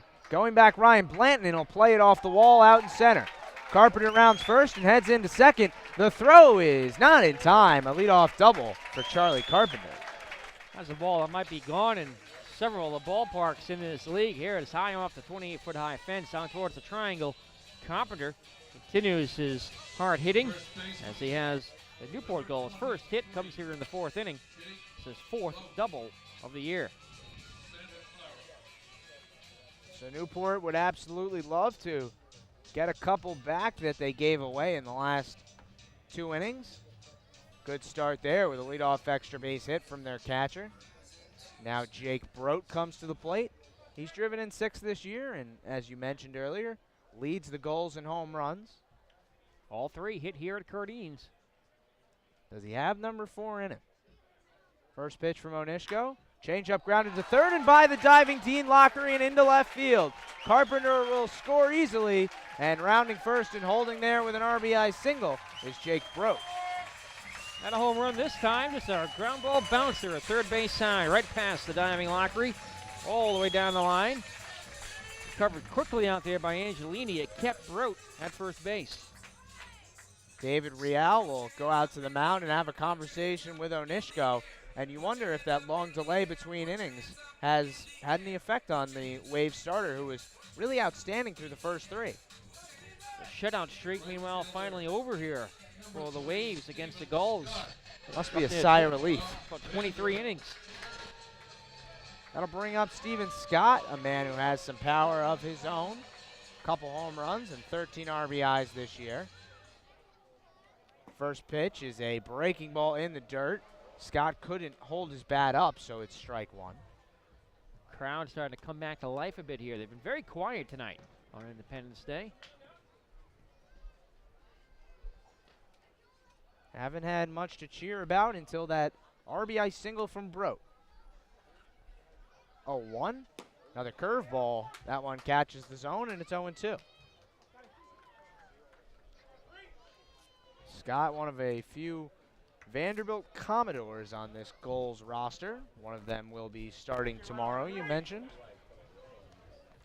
Matt McGarry gets the start tomorrow at Upper Valley. 0-2. Curveball grounded to second. Has Fields, flips to Williams, on to first, double play.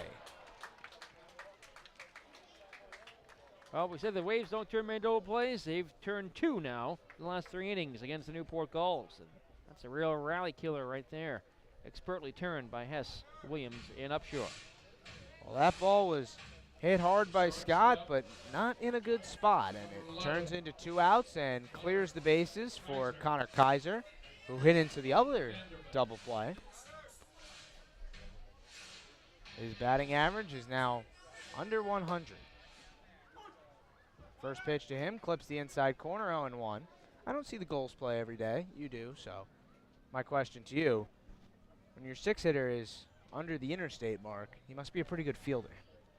Outstanding defensive shortstop is Kaiser. In fact, only 1 error so far this season. He takes a curveball in the dirt, and the count even at 1-1.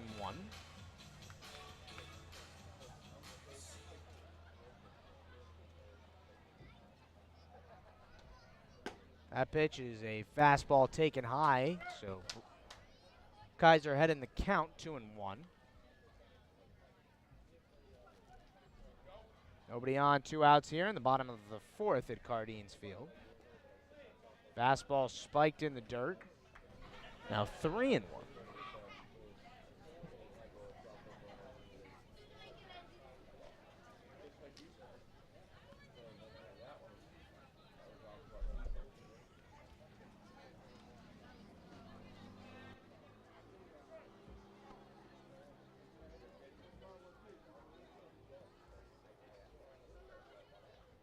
Kaiser looking to reach base and continue this 4th inning. Takes a fastball inside, and he does just that. Really enjoy the well-timed and clever sound effects here at Newport. And I'm not being facetious. I enjoy them. It's funny. I like the Jeopardy theme. I like that one right there, the nice Charlie Brown after a walk. They have a big library. Trey Harris will now make his 2nd plate appearance as a member of the Gulls. A Missouri Tiger, hit .213 this year with a home run and 36 RBIs. In 2015, he was actually an SEC All-Freshman team member. Onishko's first pitch to Trey is swung on and belted to deep left field. That one is a foul ball out onto what I believe is America's Cup Drive here in Newport, but that was an absolute bomb. Certainly home run distance for Trey. Had a home run, 36 RBI, 9 doubles, a triple for Missouri this spring. University of Missouri Columbia making his Gulls debut here tonight, showcasing some power there in that foul ball. Turns into a long strike, so it's 0-1. Pitch, swung on and lined over the head of Upshaw and into right field for a base hit. Rounding second and heading to third is Connor Kaiser, and the Gulls are back in business. Not letting the double play ball get them down, still trying to rally here with 2 outs. Back-to-back base runners will put runners on at first and third. Trey Harris has his first hit as a Gull. Newport had first and third and 2 outs in the 3rd inning, unable to score. And now Brian Kiyu will go have a conversation with his left-hander, who has appeared to not be the same pitcher in the last 2 innings that he was in the first 2. So you wonder if we may get some activity soon in the Waves bullpen. Mark Powell will be the hitter. He grounded out to the mound in the 3rd. Ronaldo Cockrum out to the mound to break up the meeting. And he heads back to the dugout after speaking with Onishko. It appears as if Coach Kiyu has some friends in the crowd yelling his name right now. Double barrel action in the bullpen as you see at the moment. For Ocean State, it's the right-hander George Capon, and on the Newport side, it's the left-hander Andrew Somerville. The dugout on the same side, that's interesting, but throwing off basically the same mound in the bullpen. I think I like that one even more. It's a tight bullpen, too. Not much room down there for both teams. Well, Mark Powell will deal with Onishko. First pitch is looped into left field. That ball is going to be a diving catch by Angelini. What a play to maintain the 4-1 lead. That one had RBI single written all over it, but Nick Angelini said, no, sir. End of 4 innings here at Cardines Field. Waves lead the Gulls 4-1 on the NECBL Broadcast Network. Hey, Gulls fans, you don't have to just listen to Newport Gulls baseball, you can watch it too, live on the NECBL Broadcast Network. Take advantage of Point Streak's full season video package. Watch a single game for just $8, or watch every Gulls game, home and away, right from your computer screen with the full season deal. Our dedicated crew coordinates 5 high-quality cameras, graphics, instant replay, and more. Watch Newport Gulls baseball live and bring our home games into your home by signing up for a full season video package tonight. Wear what Major League Baseball and the NECBL wear, New Era caps, the preferred cap of the NECBL. Show your support by visiting the souvenir stand at your next game and become a part of your favorite team. New Era caps, the preferred cap of the NECBL. For the latest in scores, stats, videos, photos, and team updates of the 6-time NECBL champion Newport Gulls, like them on Facebook at facebook.com/Newport Gulls, and flock with them on Twitter, Instagram, and Snapchat at Newport Gulls.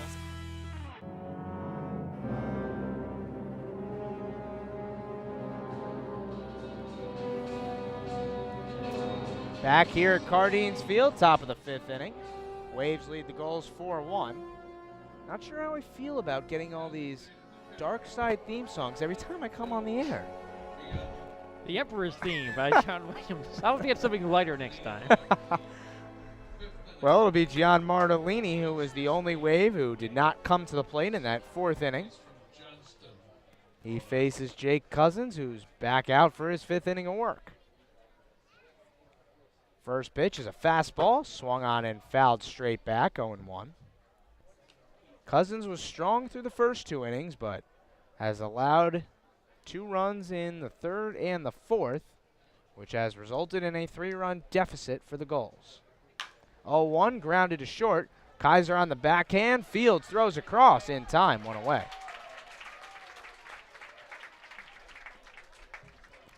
Nice play on the move by the Gulls shortstop Connor Kaiser, who, Nick, you mentioned, is an outstanding defensive shortstop. Made that play look easy. Yeah, Gulls infield has been pretty good this year. That's with a variety of different combinations they've used.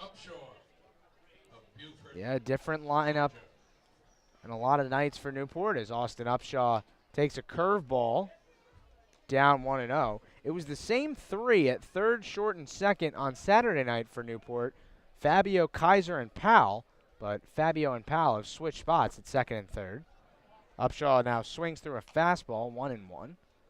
Austin has flown out to center field and doubled and scored. 1-1. Misses outside, 2-1.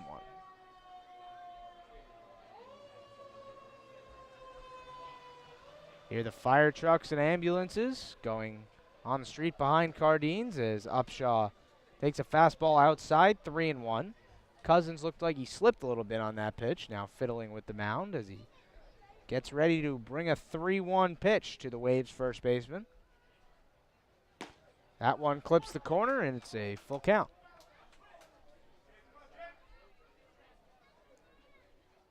Austin has scored 7 runs now on the season. 3-2. Swung on, grounded foul, first base side towards the dugouts on the first base side and rolls down the line. Upshaw asking Ronaldo Cockerham if that pitch was in the zone.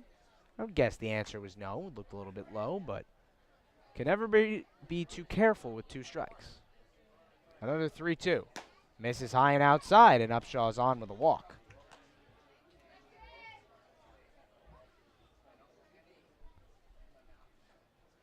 That's the 3rd walk of the night for Cousins, and we'll bring Chris Hess to the plate, who has a pair of singles tonight.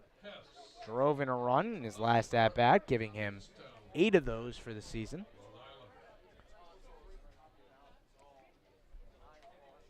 Upshaw not usually a speed threat, but the Waves have been running all over Newport so far tonight. Cousins throws over to first. Pretty close play, but Upshaw gets back. Doesn't have a bad move over there. Has quick feet. Makes accurate throws, but just slow to the plate.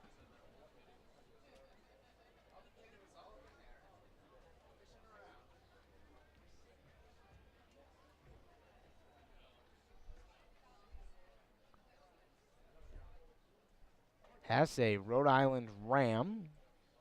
Already a multi-hit night. First pitch to him is a fastball low, 1-0. Picked out of the dirt by Carpenter. Hess looks down at third base coach Harrison Barlow to see if there will be any plays put on.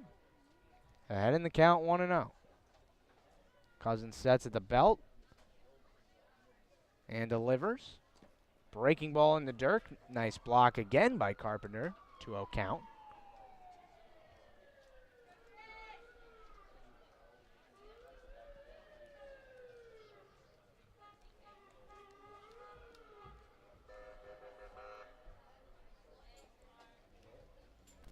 Pitch. Swung on and tapped foul, third base side, so it's 2-1 now.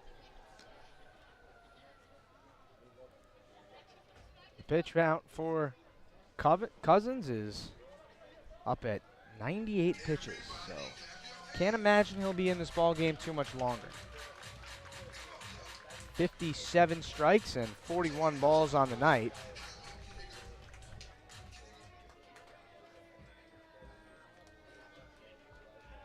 He throws over.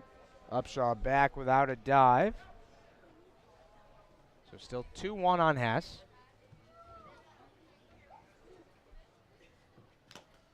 That pitch is fouled back. Fastball up in the zone that Hess took a hack at, so the count even at 2-2. The Waves have scored 4 runs tonight, left 5 on. Newport has left 4 on base. Scored only 1 run. Upshaw on first right now. 2-2 pitch to Hess. Breaking ball just misses the outside corner. And the count full again.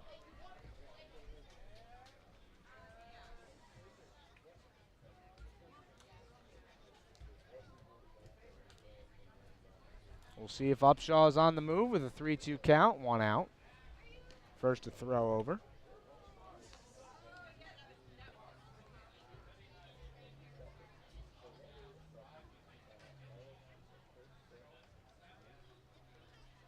Now the payoff pitch.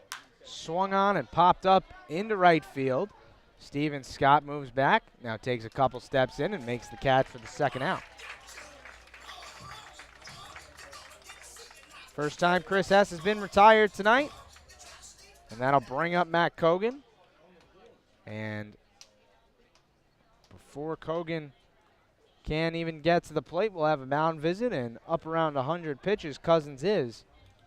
You wonder if this could be the end of his night or maybe a conversation saying, you've got one more batter. That's Eric DeGree heading out there. Of course, filling in for Alan Leva, who was tossed to the game on Saturday, serving the one-game suspension tonight. That's the first mound visit that DeGree has made this year as a result. But does not pull Cousins. He's going to have him get that final out here. Wasn't a long mound visit. He had the lefty Somerville up in the bullpen, a left-hander at the plate, and a left-hander on deck. But he sticks with the right-handed starter Cousins with a man on first and 2 away. First pitch to Kogan is a curve ball. Hits the outside corner, 0-1. Cousins has used all his pitches in all counts tonight.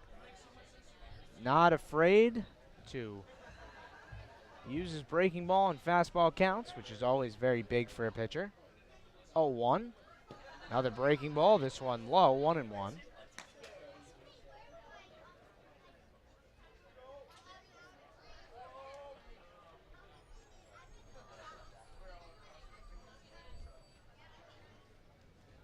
Count even here. Upshaw leads off first. Pitch. Just misses outside. Looked like a pretty good fastball from Cousins, and it's a 2-1 count.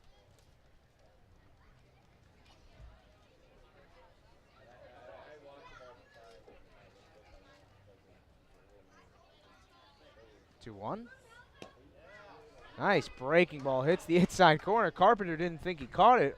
Shed the mask and started looking for the ball, but it was in his catcher's mitt. Plenty of places that the ball can hide in there. 2 balls and 2 strikes on Matt Kogan. Cousins looking to complete what you would expect is his final inning of the night. But first he'll step off.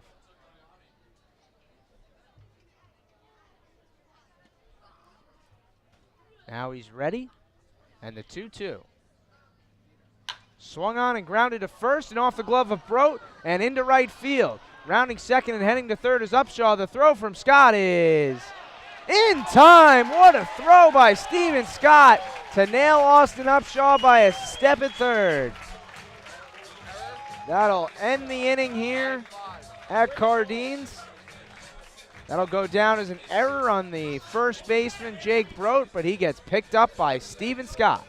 End of 4.5 here at Cardines. We're halfway through. 4-1 Waves on the NECBL Broadcast Network.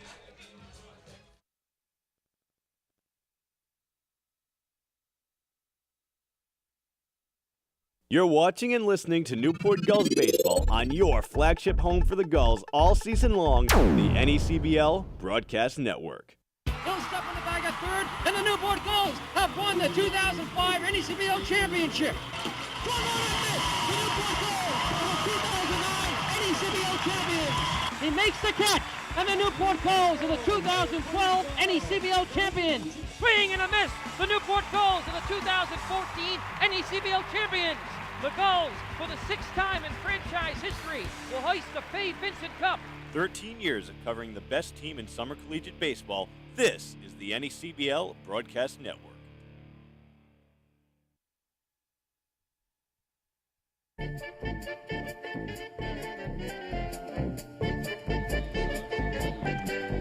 Back for the bottom of the 5th inning here at Cardines Field, and we have a new pitcher on the mound for Ocean State.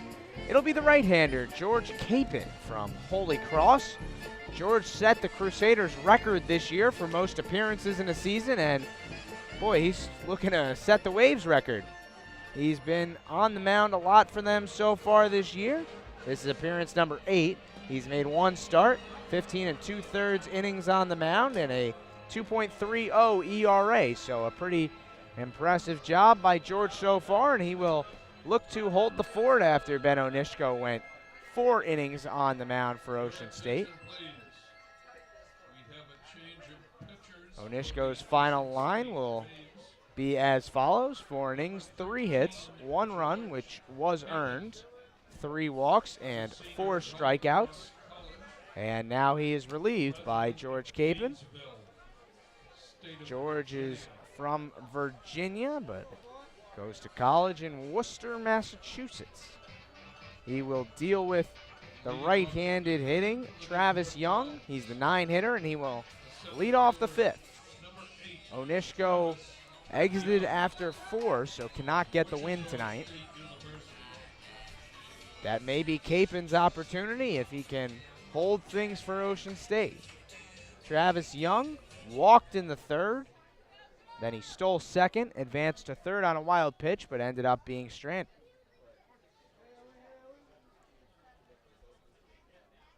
First pitch of the night from Capon is a fastball down the middle, 0-1. George mixes with the arm angles and the speeds and the breaking balls and the fastballs, and he's all different varieties of pitches. Fun guy to watch out on the mound. 0-1. Breaking ball misses outside, 1-1. It's the old frisbee slider that Jeff Nelson used to have for the Yankees back in the 90s when they were winning on all those World Series. 1-1. Another slider misses high. 2 of the 3 pitches so far in this at-bat. Young has squared to bunt and pulled back and taken the pitch.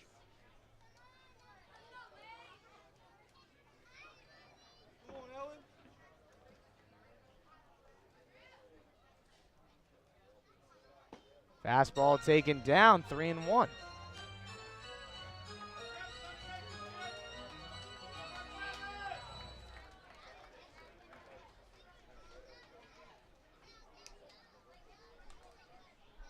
Young came into the game batting .203. He swings and pops up the 3-1 pitch. The shortstop, Grant Williams, calls and makes the catch for the first out.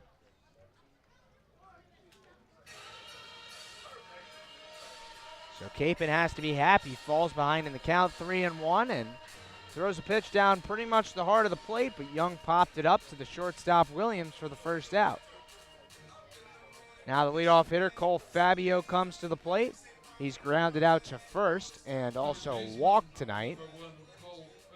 Ben Brazil waits on deck. First pitch from Capon is a fastball right down the middle, 0-1. George has now been ahead on both batters he's faced this evening. Sports number 13 for the Waves. 0-1 pitch is an off-speed pitch that misses down 1-1.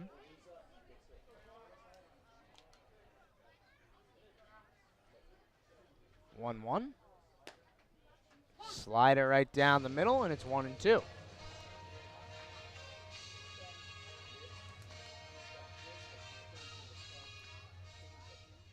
One-two pitch. Just missed the outside corner. Capon tried to run a fastball back over the edge, but couldn't quite do so, and the count now even at 2-2.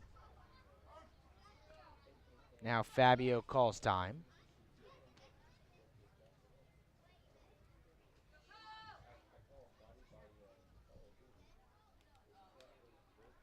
2-2 pitch. Slider misses way outside, the count full. So George has run the count to 3 balls on both hitters he's faced thus far.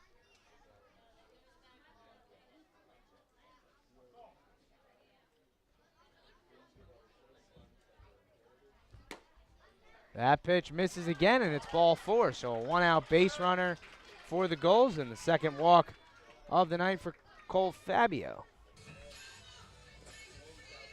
That'll bring up Ben Brazil, who has struggled tonight. Probably pretty happy to see Onishko out of the game. Struck out swinging against the Waves starter twice. Nick George is working on a new changeup that he learned from pitching coach Brian Kiyu as he throws over. He calls it the Vulcan change, and the reason for that, he actually sticks the ball between his pinky finger and the one next to it as Capon throws over again. And you have to have exceptionally big hands to be able to grip a baseball between those two fingers. First pitch to Brazil is fouled off third base side into that netting on the light post. 0-1. So Capon has been ahead of all 3 batters, but has thrown a lot of pitches to at least the first 2.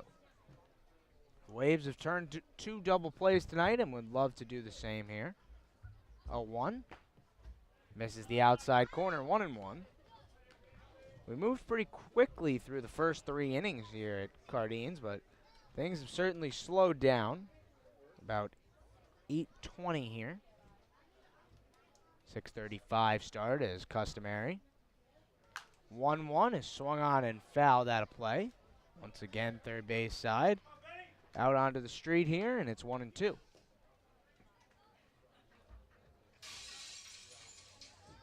Better call. Newport Glass. Fabio takes his lead off of first base. Capon gets a sign he likes. Sets at the letters. Pitch. Slider, half swing by Brazil. Just made enough contact to keep the at-bat alive.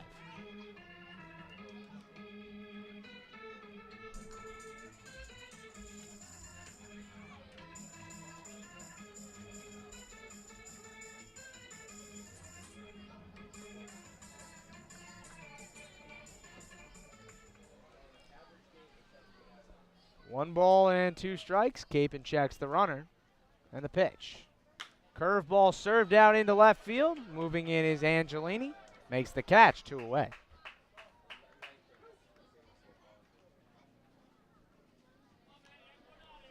Star Wars night and the 4th of July here.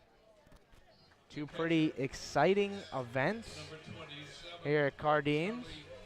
But this Gulls faithful has not had much to cheer about yet tonight. Charlie Carpenter is a man who could change that. Doubled off the fence in center field in his last at-bat and then scored on the RBI single from Jake Brote. He also struck out looking in the first. Charlie has hit 2 home runs this year, and when you look at him, that is not surprising at all. Certainly a candidate to represent in the home run derby for Newport within the All-Star game 2 Sundays from now. First pitch slider from Capon is taken for a strike.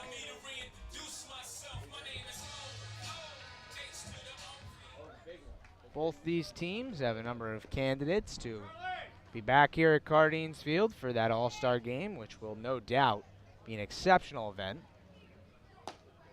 0-1 breaking ball, misses inside, 1-1.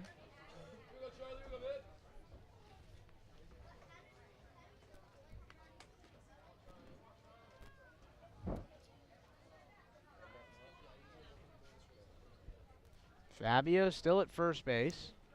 1-1 to Carpenter is grounded past the third baseman Lockery and into left field for a base hit. Fabio around second, but he will hold there after the second hit of the night for Charlie Carpenter. Nice single off the end of the bat from Carpenter, bounding towards the left side. Hit just sharply enough to get by both fielders. Right in that 5.5 hole between the shortstop Williams and the third baseman Lockery. And now the man with the lone RBI of the night for Newport, Jake Brote, comes to the plate.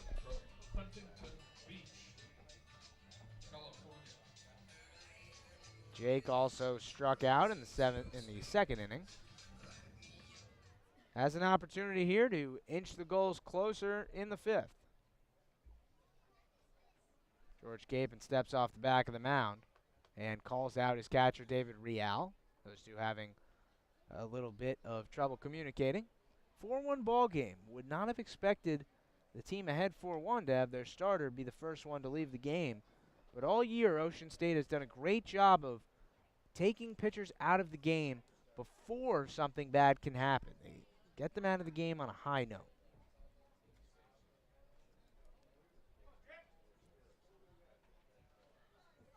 First pitch to Brote. Misses inside. Capon has been outstanding of late for the Waves. His last appearance came on June 30th against the New Bedford Bay Sox when he worked 2 scoreless innings, only allowing 1 hit. Also walked 1 and struck out 1. 1-0 as the runner takes off. That ball is cracked to left field and deep. Going back is Blanton, and it's off the wall in left center. 1 run scores, and holding at third is Carpenter after an RBI double from Jake Brote. Behind of the order, getting it done here for Newport. Carpenter 2 for 3 in the game. Now Brote 2 for 3, and he picks up his second RBI of the night, his 8th of the season. Rips that one towards left center. So now a 4-2 ball game, and Steven Scott represents the go-ahead run with the tying run on second base, as Brian Key will now head back out to the mound to have a conversation with his right-handed reliever, George Capon.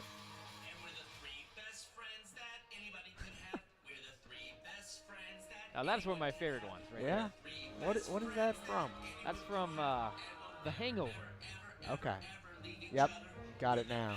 It honestly sounds like a little bit of a SpongeBob song to me, but I don't think The Hangover and SpongeBob could be Zach two things that Galifianakis. Can't think of two things farther apart. There's a beautiful skyline you point out to me here. From right to left, the entire sky is orange and purple. It's amazing. Well, maybe that's why the Gulls are having some offensive success here. The orange and blue of the sky matches the orange and blue of the uniform. And Steven Scott with a big opportunity for Newport here. Second and third, 2 outs here in the bottom of the 5th. 1 run already in on the RBI double from Jake Brote. First pitch. Change up, misses outside, 1-0. And those off-speed pitches from Capon have really been up in the zone a lot so far in this inning. Not a recipe for success.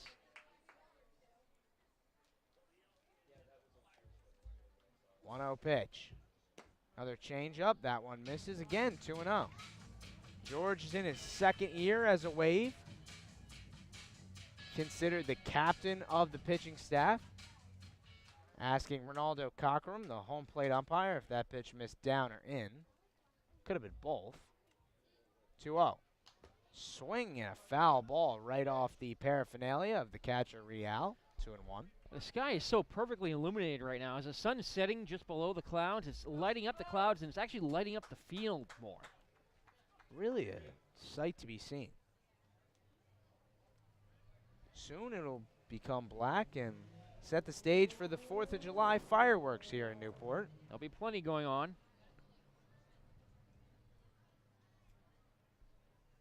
2-1 from Capon. Swung on and fouled off again, and now the count even at 2-2. Scott has one of the biggest hits of the summer for Newport, that walk-off grand slam earlier this season. He stands right next to a man, David Real, who had a game-tying grand slam for Ocean State earlier in the year. He would settle for a base hit that could tie the game, though, here. 2-2. Swung on and grounded to first. Upshaw fields on the backhand, throws off balance to Capon, and he got him. What a play by Upshaw. A backhanded off-balance throw to Capon, who held the bag at first and got Scott by a step. Newport adds a run, but unable to add any more. And a 5 here at Cardines Field. 4-2 Waves on the NECBL Broadcast Network.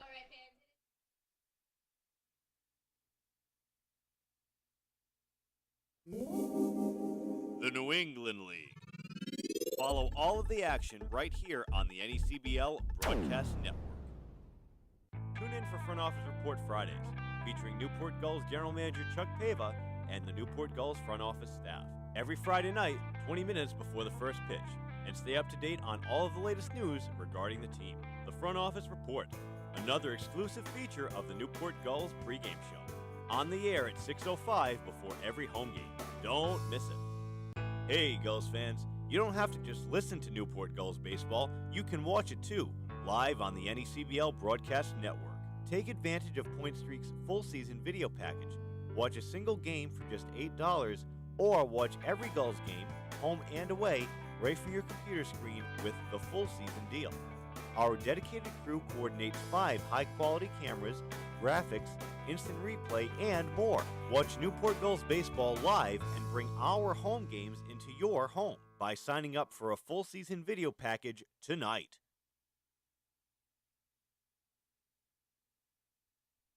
Fans, swing the same bat that your favorite NECBL players bring to the ballpark each night. Dream Bat Company has been producing quality baseball products since 2005 and is proud to be the official bat of the NECBL. Head to dreambats.com and enter coupon code NECBL for 20% off your entire online purchase.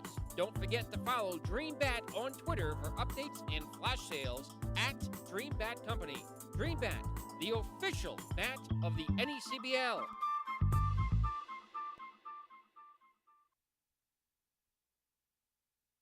You're watching and listening to Newport Gulls baseball on your flagship home for the Gulls all season long, the NECBL Broadcast Network.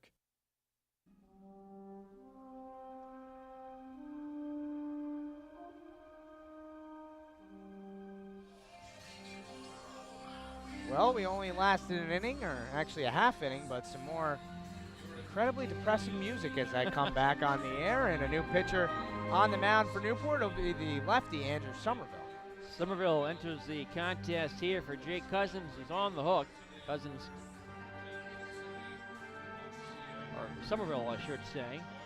Face off against 8-9 and 1 for the Ocean State Waves. On the season so far, Andrew, it's a 2.92 ERA, 1-0 record, 4 games and 1 start. This is his 4th appearance out of the pen, 12 plus innings, 4 earned runs, 4 walks, 20 strikeouts, a 250 opponent batting average.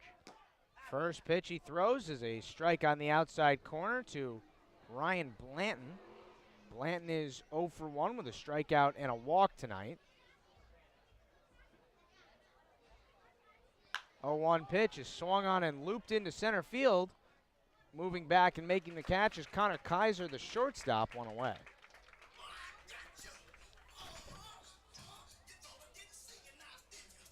Somerville, an effective left-hander out of Stanford, was a 34th round pick of the Seattle Mariners in 2014. 5-2 with a 2.95 earned run average in 58 innings for the Cardinal this year. His first pitch to David Real is swung on and hit in the air to right. Moving on and making a diving catch is Steven Scott. What a play. Some sparkling defense on display tonight at Cardines. Full stretch dive there for Scott, diving headfirst into it, able to make the catch. Amazing play by Steven to rob him of a hit. And this sunset also looking pretty amazing here tonight. A lot of the fans have stopped watching the game, have turned around and started taking pictures of the sky here. I know it's phenomenal on the 4th of July. 2 of us took pictures. That'll bring up Nick Angelini, who is 1 for 3 with an RBI and a stolen base. Somerville's had a fast start to the inning. Retired the first 2 hitters in short order. Now misses high with a fastball, 1-0.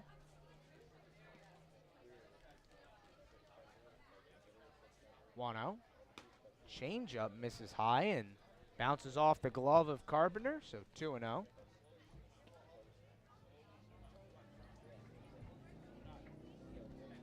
Two balls and no strikes on the Waves leadoff hitter. Pitch. High again, 3-0. Amazing how that happens. Get the first 2 batters so quickly that you know Angelini's probably taking a strike. Yet you've been unable to get one over to this point. Now he does, 3-1.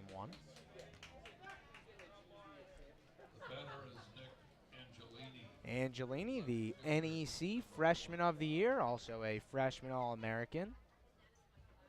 Having a nice summer with the Waves. 3-1's a curveball, strike 2. Impressive pitch there from Somerville. And now 1 away from getting out of this 6th inning.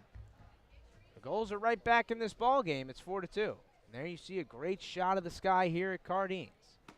He misses high with a curveball, though, and Angelini's on base for the 2nd time.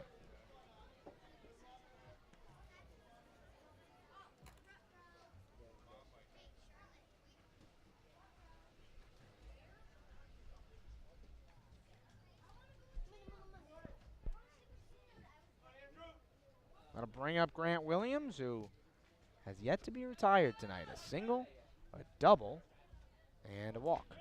Also an RBI and a stolen base. Doing a little bit of everything for the Waves. That pitch grounded to short, fielded by Kaiser. Flipped to second is just in time to get Angelini. No runs, no hits, no errors, and none left. At the end of 5.5 here at Cardines Field, 4-2 Waves on the NECBL Broadcast Network.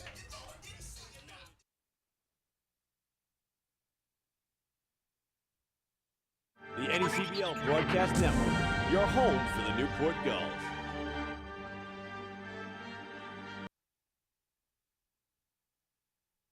You're watching and listening to NECBL Baseball on the NECBL Broadcast Network.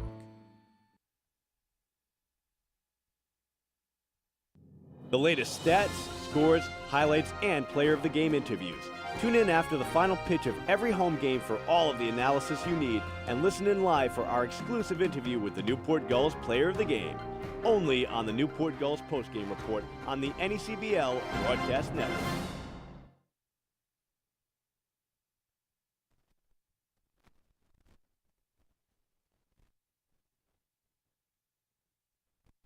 This is Newport Gulls Baseball, on your home for the Gulls, the NECBL Broadcast Network.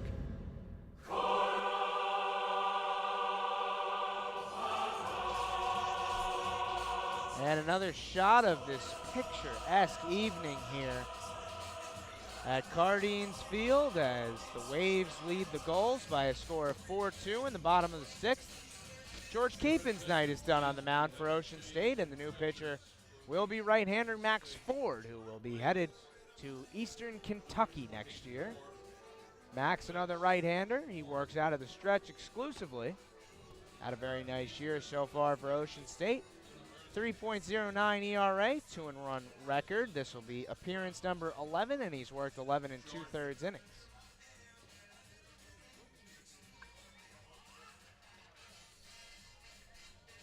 So Onishko went 4 to start off the night for the Waves, and Capin went 1. Allowed 2 hits, 1 run, which was earned. He walked a batter, did not strike anyone out, and now gives way to Max Ford.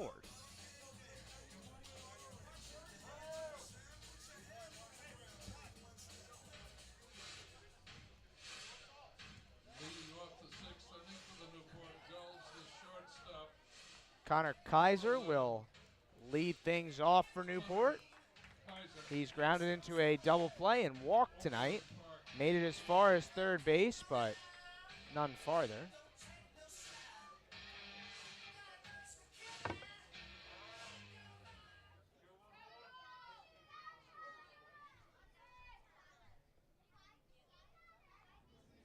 First pitch from Ford to Kaiser is a fastball grounded to second hard. Has Fields on a hop. Throw to first is in time.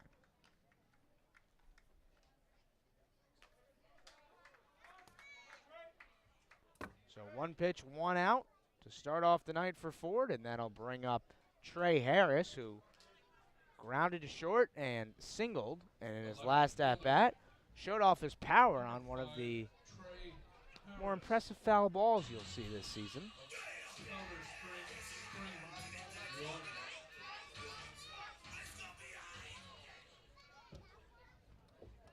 First pitch from Ford to Harris is a breaking ball, missing outside, 1-0. 4-2 Waves here in the bottom of the sixth. Another close ball game between these two Pellbridge rivals. 1-0. Right down the middle, 1-1. These have all been competitive ball games, all low scoring and all close. But so far, all 4 have gone in the favor of Ocean State, who have already clinched their first regular season Pellbridge victory in franchise history, as Harris swings through a breaking ball in the dirt, 1-2.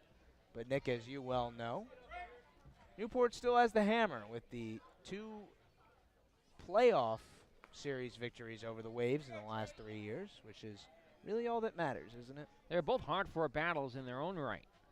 Going to game 3. 1-2 pitch. Breaking ball. Harris is able to lay off this one, so the count even.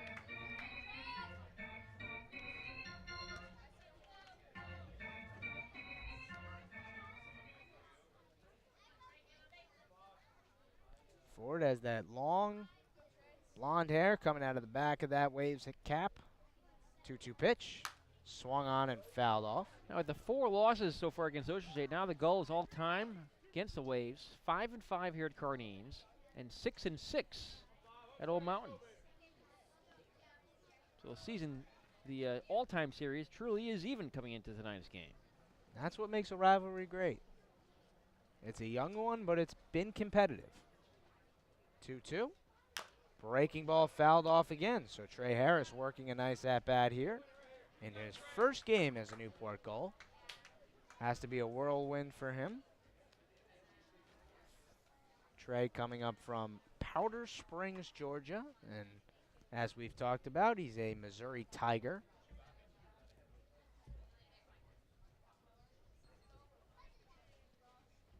Another 2-2 upcoming from Ford. And the pitch. Swung on and high. I thought I heard double contact for a foul ball, but it's just a ball, so the count full at 3-2. First year of the Pellbridge Series, the Gulls won 4-2. 4 games to 2 in 2013. The Waves did win in 2014. 4 games to 2 in their own right. Ocean State picking up 2 wins at Old Mountain and 2 here at Cardines. You know, I was having a conversation with the assistant general manager the other night, and he was saying how happy they were that they beat Newport because it was the first Pellbridge Series victory in team history, but obviously that's not correct. This is not a first-time thing for Ocean State. Could pick up their first sweep, though, if things were to break in the right direction the rest of tonight and the last time these two teams play. Last year, Newport had the 5-1 edge in the Pellbridge Series. Only loss actually came here at Cardines. There was a discussion about whether that was a foul ball or not. As Ford delivers, grounded to first, Upshaw fields, flips to Ford covering the bag, who steps on first for the second out.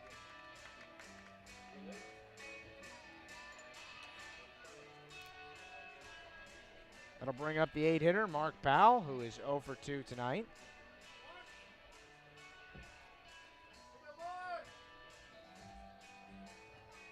Second baseman, number 2. Powell hits from the left side. Where's number 2, playing second base tonight. Saturday night he played third for Newport, so moves all around the infield for the Gulls. Squares to bunt and fouls it off. That was a little bit not like your normal bunt. Kind of ran up at it and almost threw the lumber, trying to push it past the mound and put it in that Bermuda triangle between second, first, and the mound. No balls and 1 strike. Ford delivers a fastball over the inside corner, and he's quickly ahead 0-2. So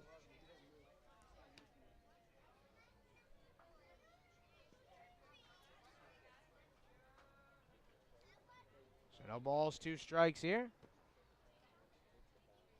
And the pitch. Misses down. Nice work behind the plate from Real.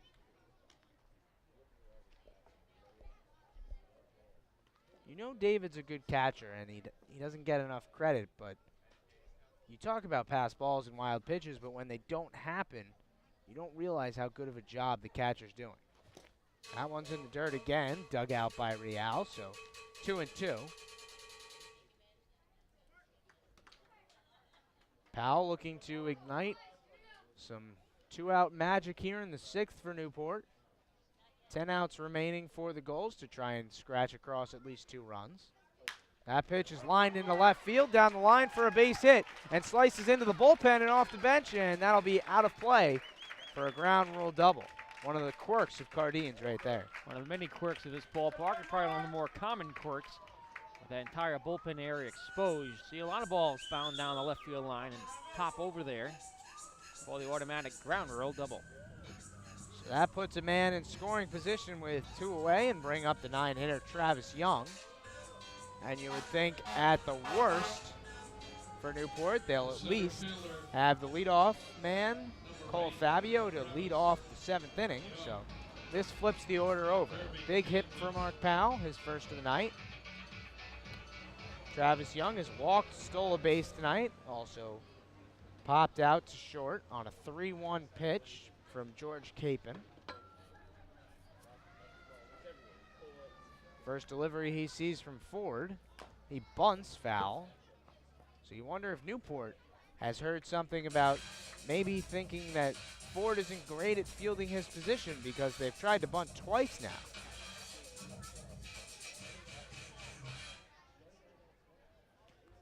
And both of them came with 2 outs already. Yes, it's interesting watching Eric Degree down there in that third base coach's box as he give some signs to Young here. First time we've seen him work, really. Normally he's at first. No balls and 1 strike. Ford checks the runner. Brings a curveball that misses outside. Count even.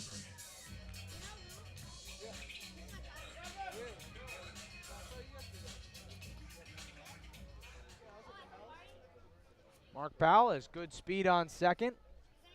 You would expect him to be able to score on any kind of base hit. 1-1 pitch. Misses down, 2-1. A lot of pitches been thrown in this ball game. A lot of deep counts, good at bats, fouled off pitches, fair amount of walks. Both teams have left a half a dozen on base so far. 2 balls and 1 strike. And the pitch just misses the outside corner. Might have been a little bit low. And now it's 3-1. Same count Young had in his last at-bat when he popped up a pitch to short. He would love to improve on that result this time. Ford peers in, looking at the fingers of Real. Gets the sign he wants. 3-1 will come after an inside move to second that forces Powell to scamper back to the bag. A little bit of a windy night here at Cardines. The trees and the flags seeing some movement.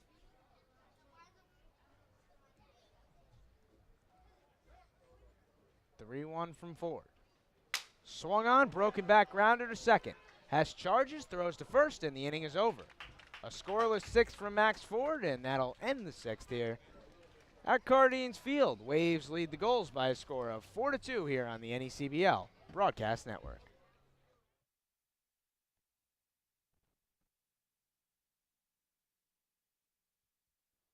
You're watching and listening to NECBL Baseball on the NECBL Broadcast Network.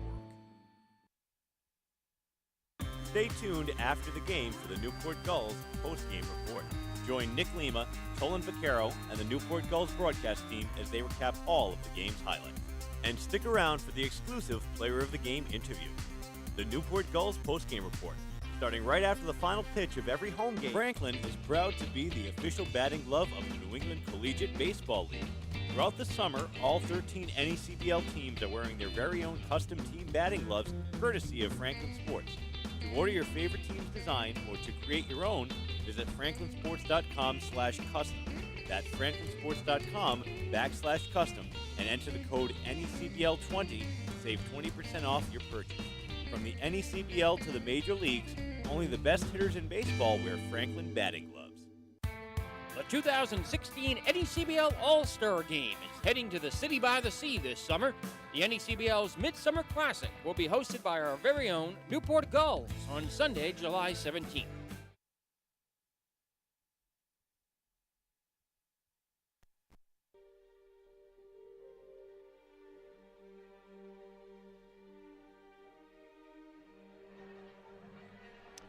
Back here at Cardines Field for the top of the 7th inning, and to take you through the rest of this entertaining July 4th and Star Wars night ball game, the voice of the Newport Gulls, Nick Lima. Thank you very much, Justin Galanty. Here in the 7th, it'll be 3, 4, and 5 due up for the Waves.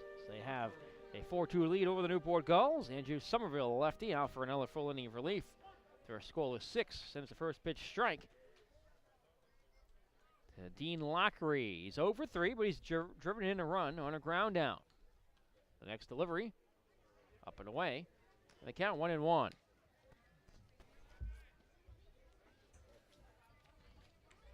Lockery, lefty-lefty matchup here against Somerville. So he rocks back and fires. The pitch just misses up and in.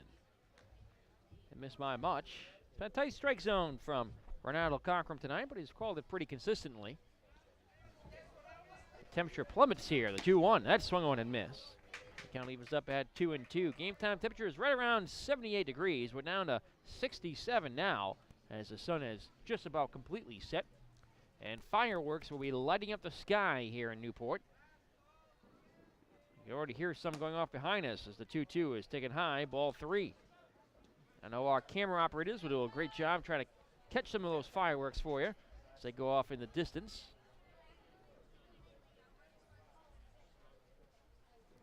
A 3-2 pitch. Breaking ball is swung on and popped up left field. Charging in the left fielder, still coming in. There is Harris to make the catch for the innings. First out, Harris has had some work to do out there in left field, making his debut tonight. He's done an excellent job. And I've been impressed with Somerville multiple times in these now inning and a third that he's pitched tonight. We've seen him fall behind in the count and bring the breaking ball. When you can do that, that can make you very successful as a pitcher. And he's jammed a couple of hitters. Gian Martellini is over 3. He's bounced out to short twice and struck out. All 3 appearances against Cousins, who's on the hook. The pitch. Taken high, ball 1. It would be his first loss unless the Gulls can play a couple of runs here and even things up against their rivals, who at the moment are in position to go up 5-0 in Pilgrim Bridge Series competition, the 1-0. On the inside corner for a called strike. I mentioned last year Newport was 5-1 against the Waves through 6 contests. All time, the 2 teams right now are 11-11. Newport still has a 4-2 edge in postseason play over Ocean State. The 1-1 is fouled to the screen. And the count 1-2 on the DH. Arnolini, 10 games now for the Waves, 9 starts. A bench that's pretty shallow right now, though. Not a lot of extra players. The 1-2. Fastball up and away. 2-2. Good-sized crowd here, but some are starting to depart and head off to fireworks displays. The Waves have been struck with some injuries, just like everyone else.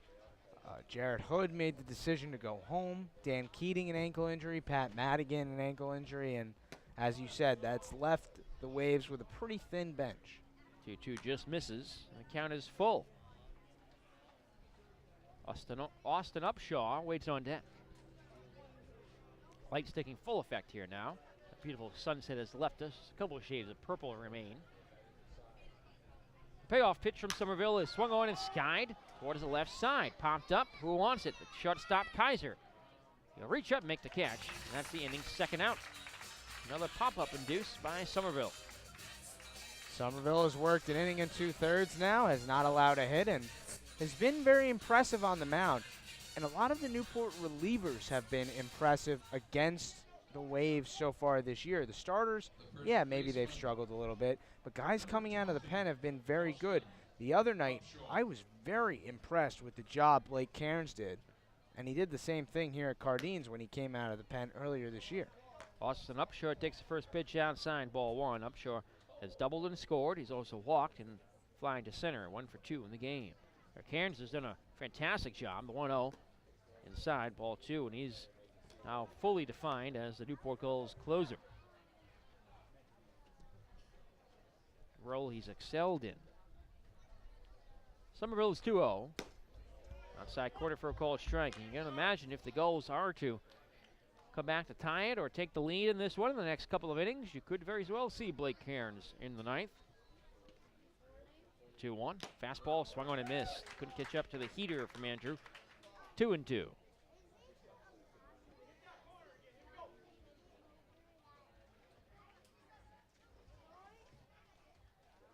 2-2 delivery. Breaking ball is hit on the ground towards the right side. That's going to be scooped up by Brote. He'll take himself to the bag for the out that retires to side. It's a 1-2-3 inning of relief for Andrew Somerville, and it's 7th inning stretch time here at Cardines Field. Pick up Newport Gulls public address announcer Don O'Hanley. To honor America on her 240th birthday, Mr. Vinnie Joyce will sing the beautiful God Bless America. Let's pick up Vinnie Joyce. God bless America, land that I love. Stand beside her and guide her through the night with the light from above, from the mountains to the prairies, to the oceans white with foam. God bless America, my home, sweet home. God bless America, my home, sweet home.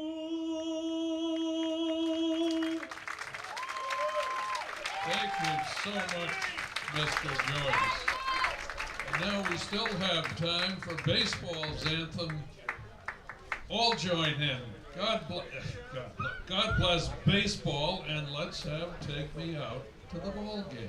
Keep it here live here at Cardines Field as we get set for the tradition. Maestro is at the podium. Take me out to the ball game. Once again, let's pick up Newport Gulls public address announcer Dono Hanley.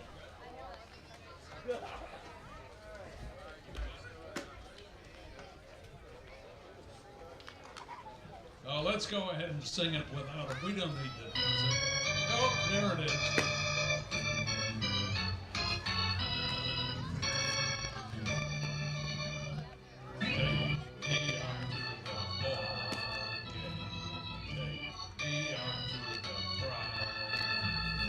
Buy me some peanuts and cracker jack.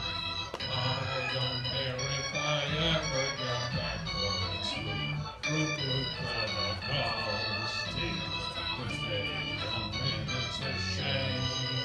For it's 1, 2, 3 strikes, you're out of the old ball game. Very nice. Thank you very much. 7th stretch time at Cardines Field here on Independence Day. Back in a moment on the ACBL Broadcast Network.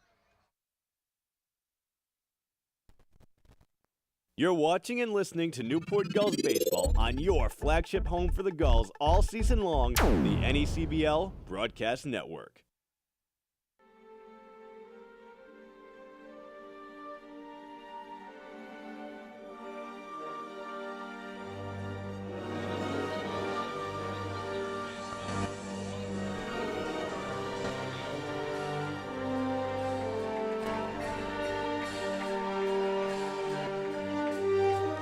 Well, the Newport Gulls trail by 2 as we head to the bottom of the 7th on 4th of July. Star Wars night at Cardines Field. Nick Lima alongside Justin Galanty. Top of the order, due up for the 4th time for the Gulls. Cole Fabios walked twice and grounded out. Newport 6 hits in the ball game, but outscored 4-2. 6 hits apiece for both Newport and Ocean State. Pitch from Max Ford is swung on, fouled right side over to the stands and onto West Marlborough Street just behind us for strike 1. It is a new pitcher on the mound for the Wave. And the new arm is Taylor Luciani, the right-hander out of Quinnipiac. Actually got the start opening night against the Gulls. Comes into this ball game with a 1-0 record and a 2.00 ERA. Luciani's last start, as he delivers a fastball that's fouled off, came on June 22nd in Vermont. He only made it through 1 inning, allowed 2 hits, 2 runs, walked 3, and a strikeout, and left the game with an injury. Hasn't seen the mound since, and now, for the first time this season, he's on in a relief role. Well, Luciani will have a brief word here with his catcher, Real. The 4th pitcher tonight replaces Max Ford. Will replace Capon, will replace the starter, Onishko. This Capon's game to win right now.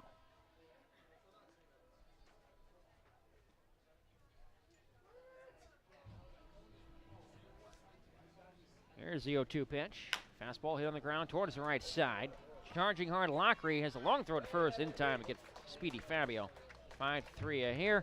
Some horns sounding in the bay. Those are boat horns going off. And you got to imagine that's going to mean the fireworks display is going to be starting here in downtown Newport pretty soon. Well, of course, here the game is still underway. And you're going to go to hear those fireworks soon enough.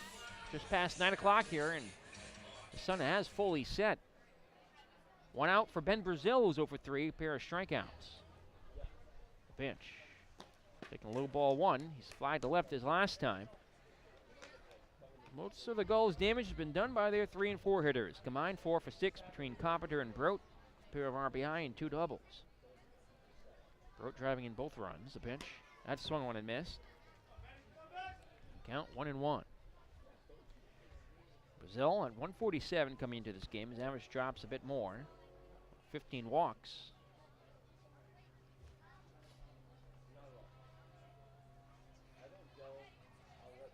And the 1-1 delivery. Skips in the dirt. Ball 2. You hear a non-stop chorus of horns from the Bay. A lot of sirens earlier, too, in the fire station right behind us, heading out to a call. All kinds of noises here in downtown Newport. 2-1. Foul, tip to the screen. And it has a pinball machine effect, bounces to the bottom of the screen and rolls all the way back to Newport's dugout. Even though it's only the 7th inning, now you have the top of the order up and now the 2-hitter Brazil.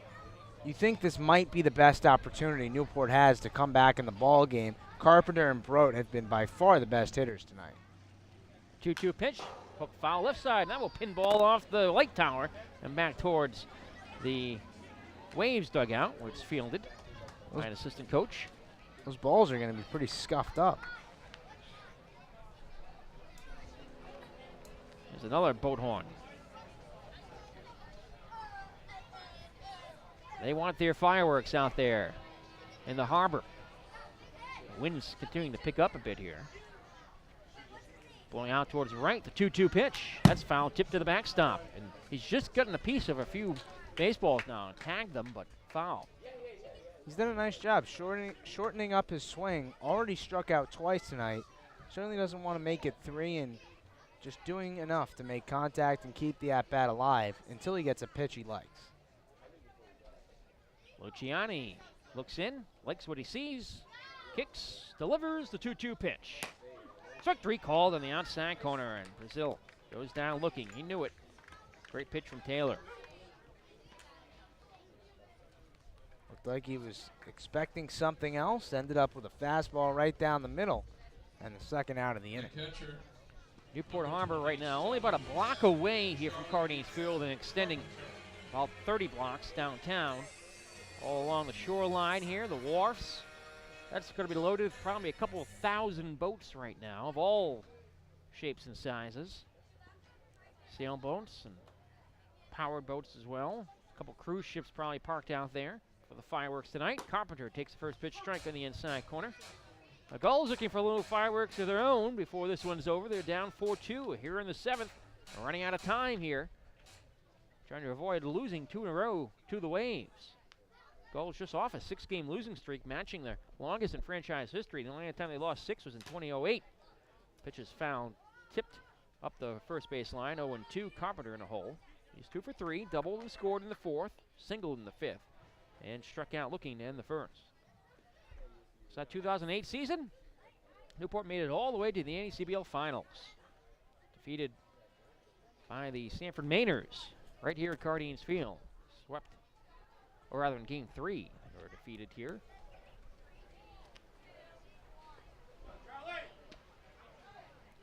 Oh, 2. Outside. Ball and 2 strikes. Newport's catcher, who despite limited playing time due entirely to an injury, could be a possible all-star selection. 343 average. He'd be among the top 10 in the NECBL if he had a few more at-bats. 2 homers, 11 RBI. The pitch, swung on and missed, strike 3. It's a 1-2-3 inning for Taylor Luciani coming back here from injury. He looked very sharp. Back-to-back Ks to get Brazil and Carpenter top of the order, down in order. And after 7 full from Cardines Field, we go to the 8th in Newport. Waves 4 and Gulls 2 on the NECBL Broadcast Network.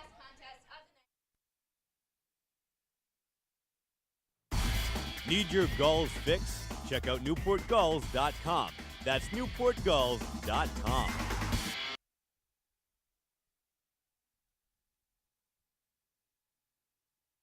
Wear what Major League Baseball and the NECBL wear. New Era Caps, the preferred cap of the NECBL.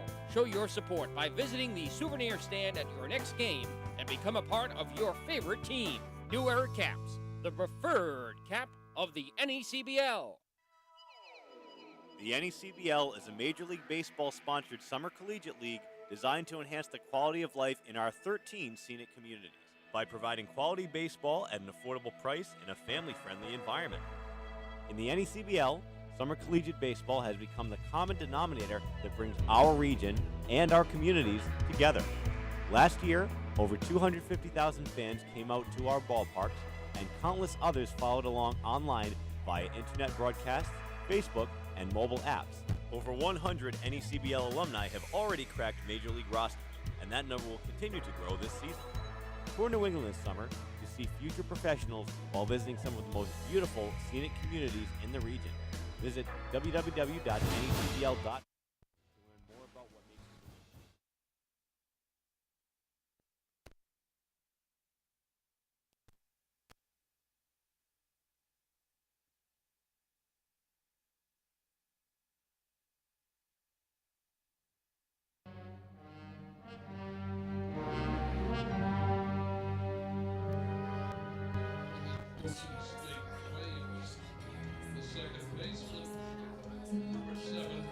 Welcome back here at Cardines. Top of the 8th on Star Wars night. Plenty of fans dressed up in their Star Wars costumes here tonight as the first pitcher of the 8th is taking low inside ball 1 from Andrew Somerville off for a third inning of work. And Gleam alongside Justin Galanty as the Waves have a 4-2 edge over Newport.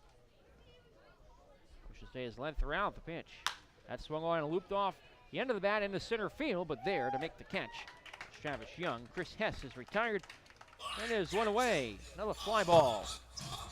That was a nice read on that one in center field by Travis Young. The ball hit pretty much in line with where he was playing, and it can be very difficult to judge, but he got a nice jump on it and made the catch pretty easily. And Kogan is 0 for 3. He's reached an error a couple of times. He's grounded out as well. Out here with the bases empty and 1 away. The pitch. And therefore called strike, 0-1. That looks pretty close to the old Ephus from Somerville. Don't see it much. I've seen maybe one in an actual league game, the pitch. It's a strike call. There was actually one the other night where Jackson Goddard, it looked like when a pitcher goes into his windup and a hitter calls time and time's granted, they just finish out the motion and lob it. Well, he looked uncomfortable with something during a pitch and just lobbed it at least 15 feet over the batter's head, and it was just a ball. 0-2 fastball on the outside corner, called third strike. Blew away Cozen on 3 pitches, and now bring up Ryan Blanton with 2 down. Somerville chewing right through the bottom part of the order for the Waves. 5 pitches in the inning, 2 outs recorded. Blanton is 0 for 2. He's walked back in the 4th, struck out, and lined to short. Pitch. Taken inside low, ball 1. It holds up his swing.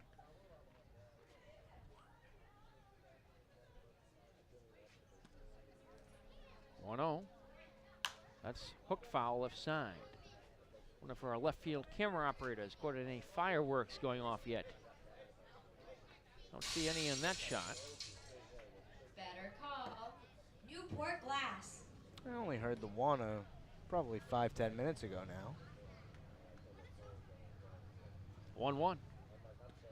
Hooked foul left side. Get over the netting or onto America's Cup Avenue.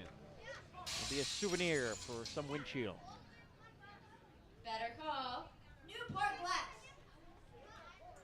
Newport Glass getting their money's worth here. I was going to say.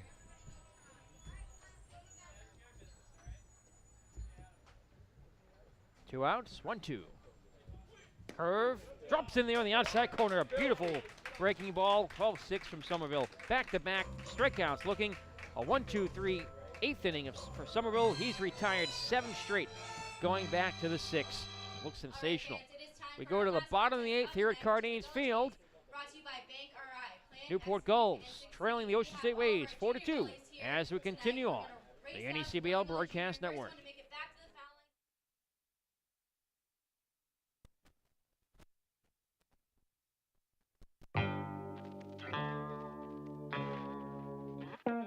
The chase for the Fay Vincent Senior Cup begins on Wednesday, August 3rd, when the 2016 NECBL playoffs begin.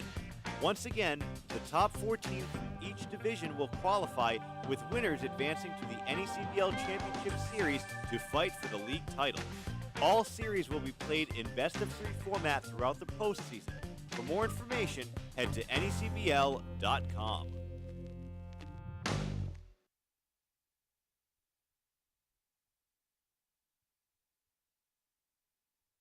Looking for stats, scores, and highlights from your favorite NECBL team from wherever you are? Then head to mobile.necbl.com to download the official Point Streak mobile app. Available on Android and iOS devices, the Point Streak mobile app offers access to live box scores, pitch-by-pitch updates, and so much more all season long. That's mobile.necbl.com to download the app, or head to the iTunes or the Google Play Store.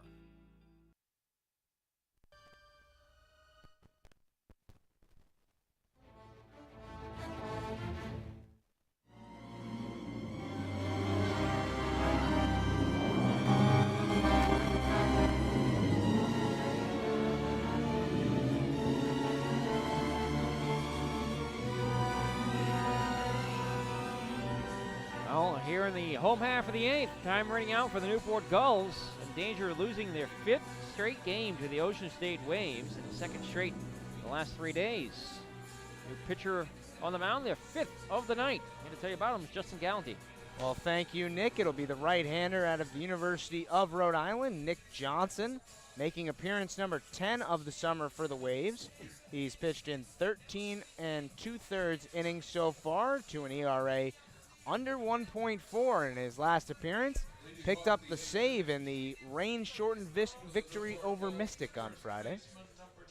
And he actually pitched the 4th inning and then came out and went out to pitch, or he pitched the 5th inning, went out to pitch the top of the 6th, and then the game was stopped in the 6th inning, so he got a few more outs that weren't recorded as it reverted back. Face off against Jake Brote, leading things off here in the 8th. We mentioned Jake Brote is the best leadoff hitter in innings for the Gulls, a .438 hitter in the starting innings. He has 3 home runs at home. The pitch fouled to the screen for strike 1. Brote 2 for 3 in the ball game. He's driven in both of the Gulls' runs, an RBI single in the 4th, an RBI double in the 5th, and a strikeout in the 2nd. He has 8 RBI now on the summer. He's flat out just been the best hitter tonight for Newport. Roped a couple balls, a single and a double. Looking at a rally start here against Johnson as the pitch is hooked foul right side. I'll get into the stands. A nice one-handed stab made by a fan. You get a hand from those who remain. We do have an official attendance report. Most have departed now to go watch fireworks downtown, but the count 1,876. 1876. Ends in an appropriately patriotic number. This is the 240th birthday of America. Pitch inside low. Count 1-2. 240 years ago, 1776. Signing of the Declaration of Independence. Well, it was signed on July 2nd, right? And they published it on the 4th. The 1-2. Skips in there. Count evens up at 2-2. Well, these squads squared off on July 2nd and now on July 4th, so perfectly patriotic. And both squads went to the beach on July 3rd. Yeah, I would think so. Enjoying everything Rhode Island has to offer. 2-2 from Johnson. He's swung on a line out towards center field. There is Blanton. He'll make the catch, and that's the inning's first out. Well, Broad hit the ball hard again, but this time I don't think Ryan Blanton could have played that one anymore. Moved maybe a half a step in order to make that catch. All along the watchtowers, blaring from the rafters at Cardines. That only means one thing. Steven Scott stepping up to the plate. One of the most recognizable walk-up songs of any of the Gulls this year. Scott is 0 for 2. He's bounced into a twin killing, grounded out to second, and hit by a pitch. They'll look to get a one-out rally going for Newport. Bases are empty here, down 4-2. The pitch, foul tip to the backstop for strike 1. Now I can hear fireworks going off in a couple different directions.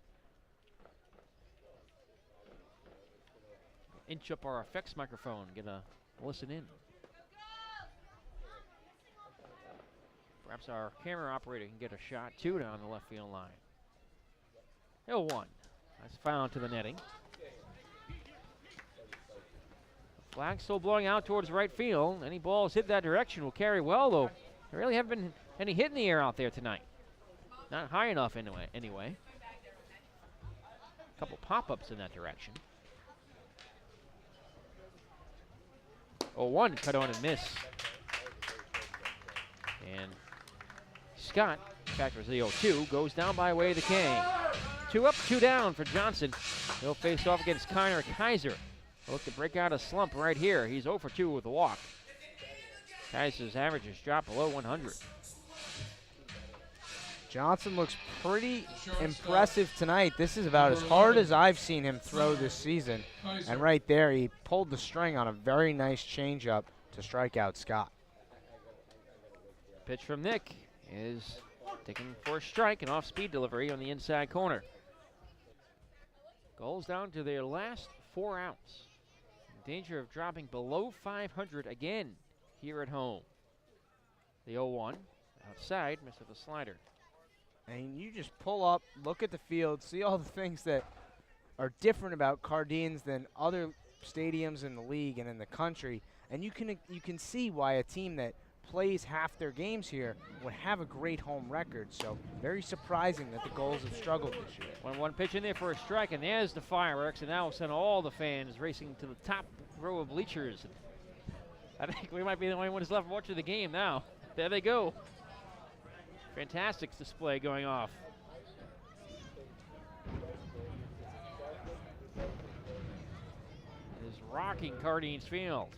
1-2 pitch. Swung on a hot shot down the right field line. Home run distance, but well foul. Over the warehouse, over Mudville Pub. Well out of play. Newport Glass. I always find it amazing, and myself included, but fireworks, you see them every year, and people are amazed by them every single time. Great display going on over the harbor right now. The 1-2. Quick 3 called on the inside corner. Back-to-back Ks for Nick Johnson out of the pen, and the Waves bullpen continues to impress. They've sat down 7 straight Gulls. We go to the 9th. Fireworks underway here at Cardines Field. Newport Gulls trailing the Ocean State Waves 4-2 here on the NECBL Broadcast Network.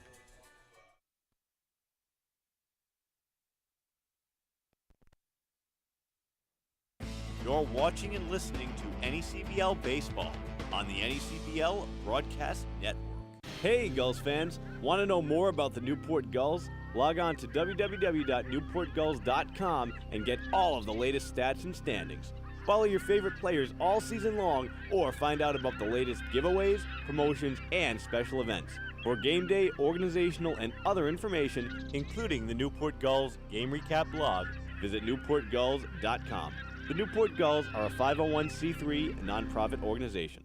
For the latest in scores, stats, videos, photos, and team updates of the 6-time NECBL champion Newport Gulls, like them on Facebook at facebook.com/Newport Gulls, and flock with them on Twitter, Instagram, and Snapchat at Newport Gulls.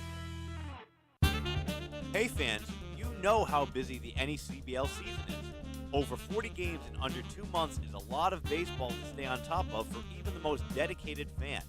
If you want to make sure you don't miss a thing all summer long, sign up for the official NECBL e-newsletter, providing updates emailed directly to you, highlighting the best of the week that was.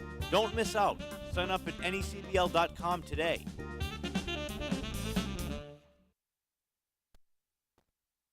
The NECBL Broadcast Network, your home for the Newport Gulls.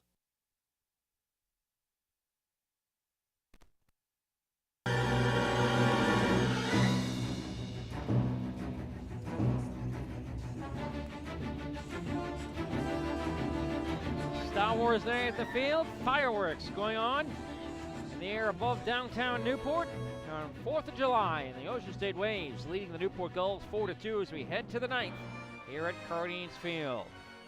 9-1-2 due up for the Waves. David Real is 0 for 3 at the plate. He'll face the third pitcher of the night for the Gulls. Derek Beaupre, the 2-time Gull, enters the contest here with a 5.40 ERA, 0-1 record, making his 7th appearance out of the pen. 11 2/3 innings, 7 earned runs, 4 walks, 15 strikeouts, 13 hits allowed. Opponents hitting .310 against Beaupre. First pitch strike sent in to David Real. That one loss you mentioned for Beaupre came on opening night at Old Mountain Field against the Waves. This pitch is rocketed down the left field line, bouncing down the line and into the bullpen. Likely it will be a ground rule double. David Real has his first hit of the ball game, and the Waves looking for one run of insurance or more here in the ninth. Have a great opportunity as they get the leadoff man on in scoring position. And that was a great shot of the Waves bullpen jumping out of the way like they were all skipping rope. It was one person at a time going up over the ball. Because they want to see the game down there, so they're really in foul territory. There's a line, out of play line that they're supposed to be behind. Both the Gulls and the visitors always creep past that line to watch the contest. And the Waves actually, I saw John Witkowski carried out an American flag to the bullpen, and they hung it on the left field fence before the game. Pitch, he shows bunt, fastball way up and in. A little chin music there to Angelini, backs away. And it is a called strike. I think that was the right call. Angelini, frankly, was so worried about the ball hitting him, which I would have been too, that he didn't get the bat out of the way. Fireworks continue to go off down America's Cup Avenue over the harbor. Very beautiful display. As the 0-1, he shows bunt, takes a fastball high and inside. And now leaving the count at 1-1. Pulls the bat away in time this time.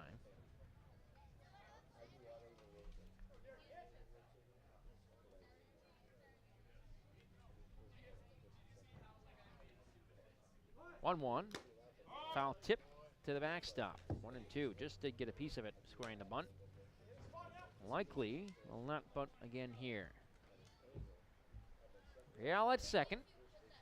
First baseman Brote had him coming in on the grass. Now he's going to take a few steps back. Not so easy to bunt off a guy who throws as hard as Derek Beaupre. Derek sets. A look at the runner, the 1-2 pitch. Fastball foul tipped towards the Waves dugout.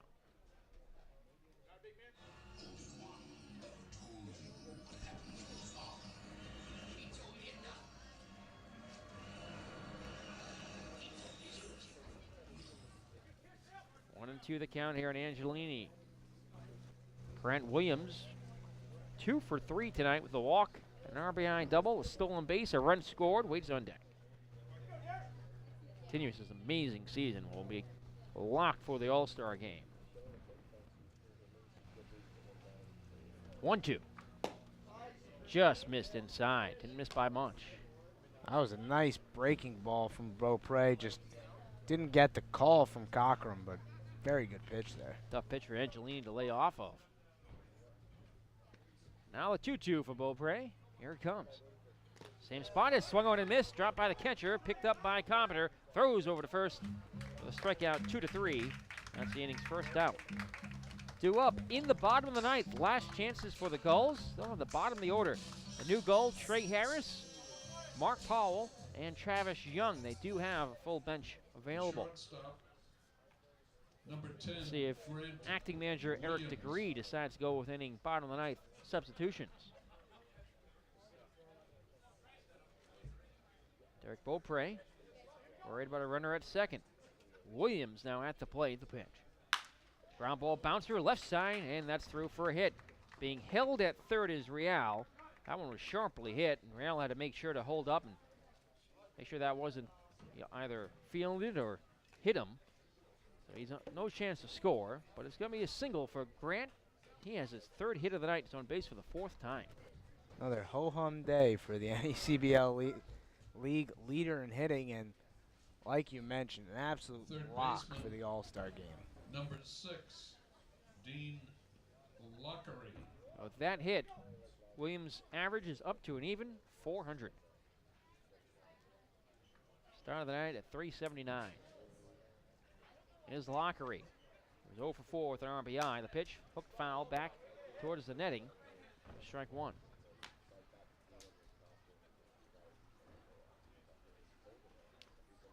Light fog rolling in here. The fireworks still clearly visible down the harbor a couple miles away.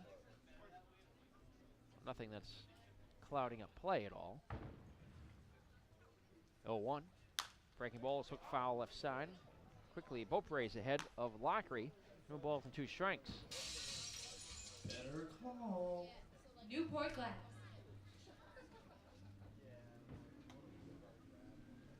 Fireworks continuing to go off down the road here.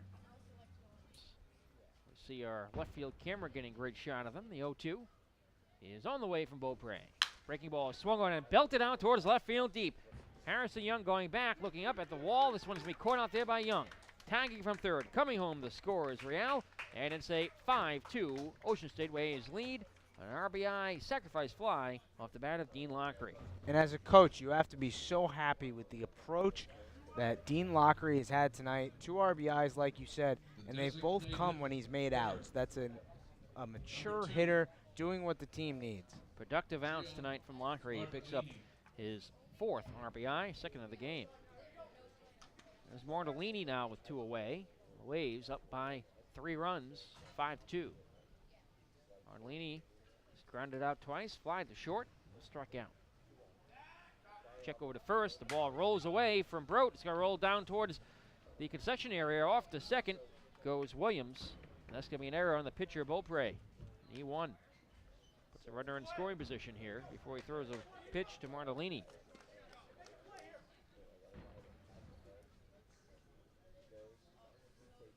Fireworks continue to rattle Cardines. Pitch, fastball inside corner, a strike. And Williams was dancing off second again there. The coaching staff has told me that they're very happy with the way he's starting to get his leads off second in such an aggressive manner that all of his momentum is headed towards third base when the pitch is thrown. And we've seen him a number of times try and take third, and he's been successful every single time. It's a final out of the Shipyard. Schooners defeat the Muskrats tonight, 5-2. Steelcats all over the Nighthawks tonight, 12-0 in the 9th at Joe Wolf Field.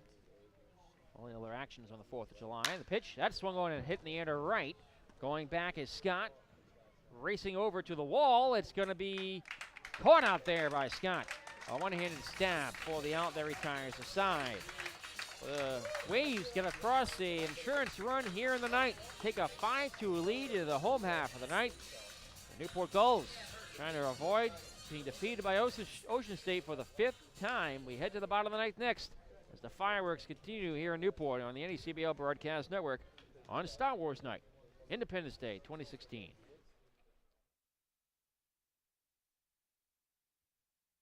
The NECBL Broadcast Network, your home for the Newport Gulls. Stay tuned after the game for the Newport Gulls post-game report. Join Nick Lima, Tolan Vaquero, and the Newport Gulls broadcast team as they recap all of the game's highlights. And stick around for the exclusive Player of the Game interview. The Newport Gulls post-game report, starting right after the final pitch of every home game on the NECBL Broadcast Network. Fans, swing the same bat that your favorite NECBL players bring to the ballpark each night. Dream Bat Company has been producing quality baseball products since 2005 and is proud to be the official bat of the NECBL. Head to dreambats.com and enter coupon code NECBL for 20% off your entire online purchase. And don't forget to follow Dream Bat on Twitter for updates and flash sales. At Dream Bat Company. Dream Bat, the official bat of the NECBL.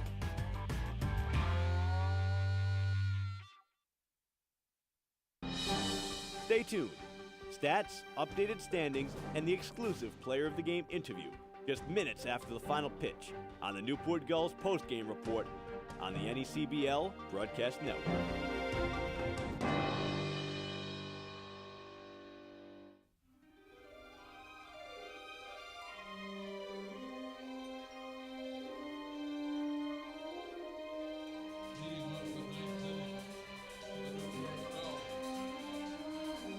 Well, we've come to the end of the ball game here at Cardines Field. Newport Gulls have 3 outs left. They trail the Ocean State Waves 5-2. It's coming up to Trey Harris, Mark Powell, and Travis Young, unless Eric DeGree goes to any pitch hitters here in the bottom of the ninth. New pitcher out on the mound, Robert Hitt for the Waves. The first pitch is taken outside, ball 1. Well, Hitt is a guy who very well could be back here at Cardines Field for the All-Star game a week from Sunday. Tied for the NECBL lead with 6 saves. Hard-throwing right-hander, rocks back and fires the 1-0. Comes up and in. Ball 2. Trey Harris is 1 for 3 in his debut tonight. Hit .213, a homer, 36 RBI for Missouri Columbia this spring. 53 games. Pitch. Clips the inside corner for a called strike.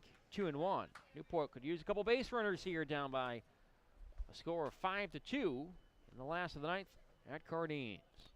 The 2-1 pitch. Hit on the ground, right side, but foul. And so far this season, Hit has worked to a 0.73 ERA in 12 1/3 innings, allowed 4 hits, 1 earned run, 18 strikeouts, and 3 walks, and opponents are hitting .093 against the Waves closer. Shane Matheny is on deck right now for Mark Powell. The 2-2 pitch, just a bit low, framed for an eternity by Real. Didn't get the call on the low breaking ball, and the count is full. Harris looking to get on base for the second time tonight here in his debut. 3 balls, 2 strikes to count. The pitch from Hit comes inside and hits him. Just didn't get hit on the inside of the uniform, and that is just what the Newport Gulls are looking for. A base runner here, maybe not what Harris was looking for, but the Gulls will take it as they'll bring the tying run to the on-deck circle. And Shane Matheny will bat here. Matheny pitch hitting for Powell, who finishes the night 1 for 3 with a ground rule double. Matheny at .244 with a double, no homers, 4 RBI.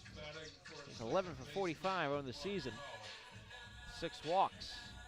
And Nick, you know I'm not one to make excuses for anyone, but there was a massive boom of a firework right as Hit released that pitch, and as he was getting the ball back from his catcher, Real, he gave a look up at the sky like, are you serious? That pitch was not even close. His first hit-by pitch of the year. Pitch is outside corner, called strike. Next one comes inside. The count 1-1 on Matheny. Not the easiest ballpark to pitch in on a normal night, but here on the 4th of July with fireworks going off, fire station right behind us, and Star Wars night going on here. A lot of things happening. A 1-1. That clips the inside corner for a strike. Well, the Gulls looking to produce some fireworks of their own here in the 9th inning. They have a man on first base, and if they can get it back to the top of the order with some traffic on the bases, they have a great chance. 1-2. Ground ball bouncer towards the right side. It's going to be bobbled by Hess. He has no play. Tried to field it on a short hop. Safe as Matheny as the ball dives on the infield grass right in front of Hess. And that'll be an E4.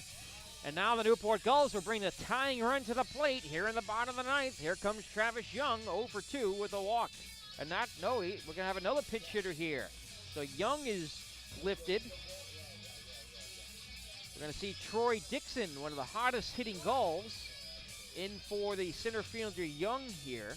Dixon, who's batting .333 with runners on base. 341 overall average, no homers, 2 RBI. Dixon will appear in his first game as a substitution here, 13th of the season. And right when that ball was hit, you could tell it wasn't going to be good for the Waves because it was a high chopper. Hess charged it to try and make it into a double play instead of waiting back, knowing you're up by 3 runs, and taking it out. And here, right, this shows you how important insurance runs are. This is the 9th spot in the order. First and second, no one out. If you're still down by 2 runs, there is no doubt you are bunting here. 1-0 the count here on Dixon. Top of the order, Fabio up next. The pitch, that's hooked foul left side.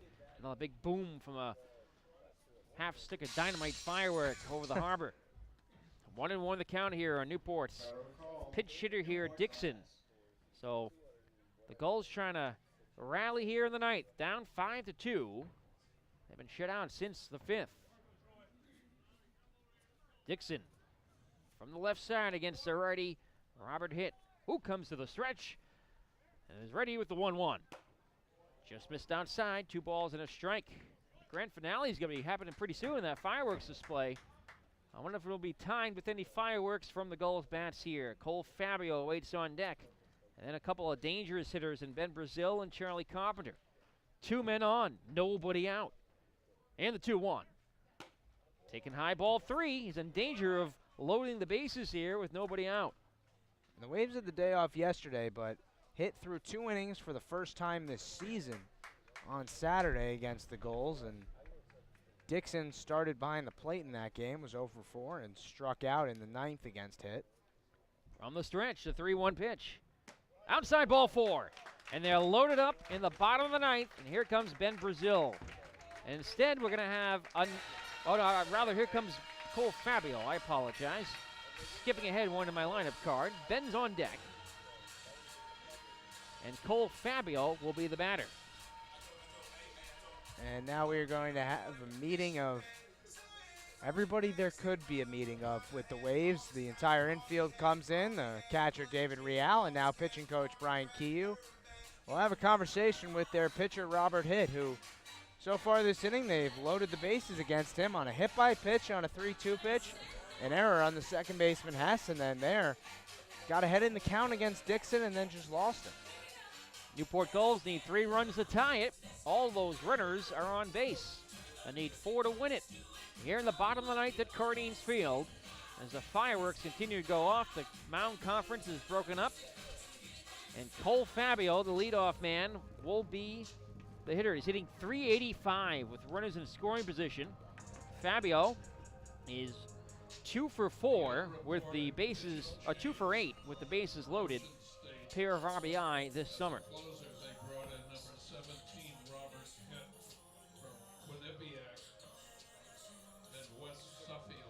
A save situation here for Hitt. It's in jeopardy. The goal on every base. The newest goal, Harris, stands 90 feet away. The pitch, fastball in the inside corner for a called strike on Fabio, who's 0 for 2. 2 walks, a run scored, pair of groundouts. He's walked 7 times now in the season, along with a team-leading 19 hits. Great contact hitter is Fabio. Doesn't strike out much. The 0-1 hits. Swung on a line drive, base hit right field. It's going to roll down the line towards the corner. Here comes Harris, the scorer. Coming in right hand behind him is Matheny. Stopping at third is Dixon. And into second goes Fabio with a 2 RBI double. And it's 5-4 Waves here in the 9th. Here comes Ben Brazil as Fabio hits a ground ball down the right field line that plays 2 runs. Well, right there, Fabio just didn't try and do too much. Got a fastball from Hitt and scorched it down the right field line. Now, we did have a pinch runner that I missed. It is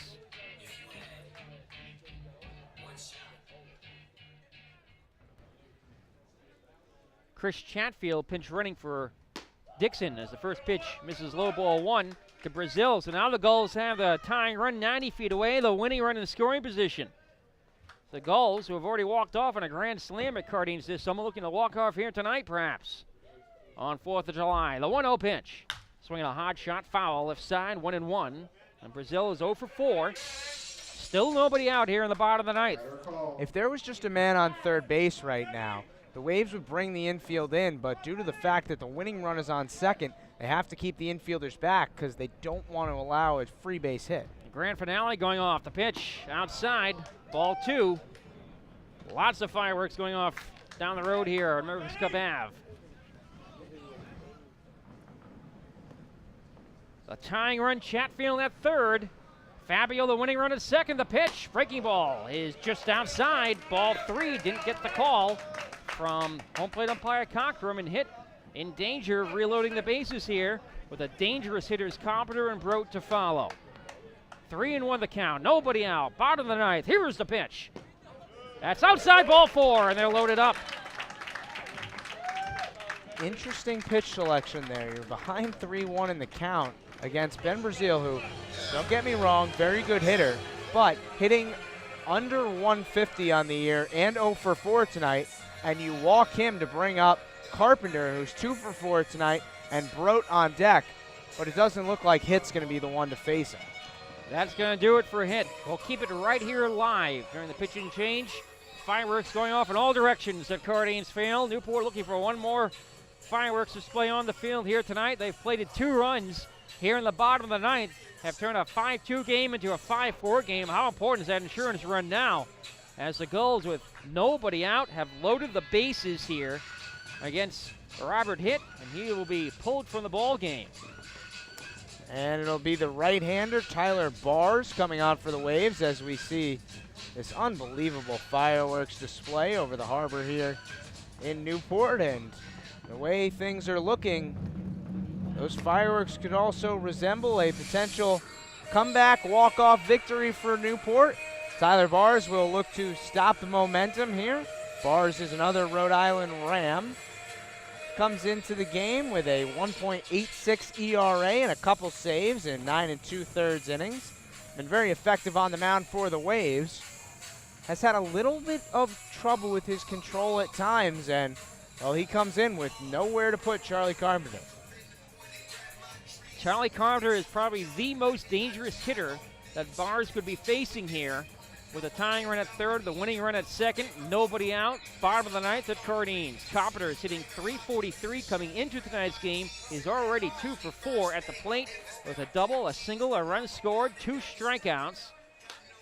His average at the moment, .359. Carpenter has 2 home runs, 11 RBI in 11 games for Newport. It's just amazing how a game can turn, right? I mean, from when Ocean State went on top back in the 3rd inning, it's kind of felt like it was their game the whole time, but they failed to put on any extra runs until last inning when they got the 5th.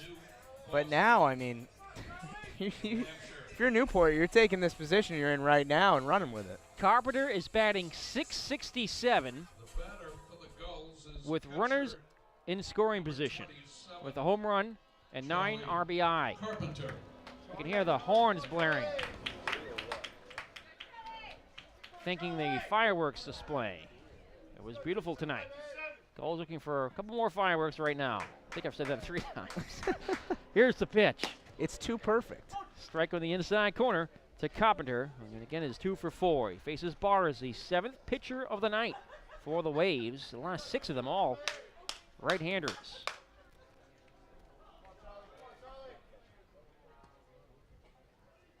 Long look in, Bars comes to the stretch. And the 0-1. Curve is chopped foul to the backstop, nothing in 2. After Carpenter, Jake Brote, then Steven Scott, who of course has a walk-off grand slam to his credit this summer. Brote is 2 for 4 waiting on deck. More fireworks going off of the illegal variety around Cardines.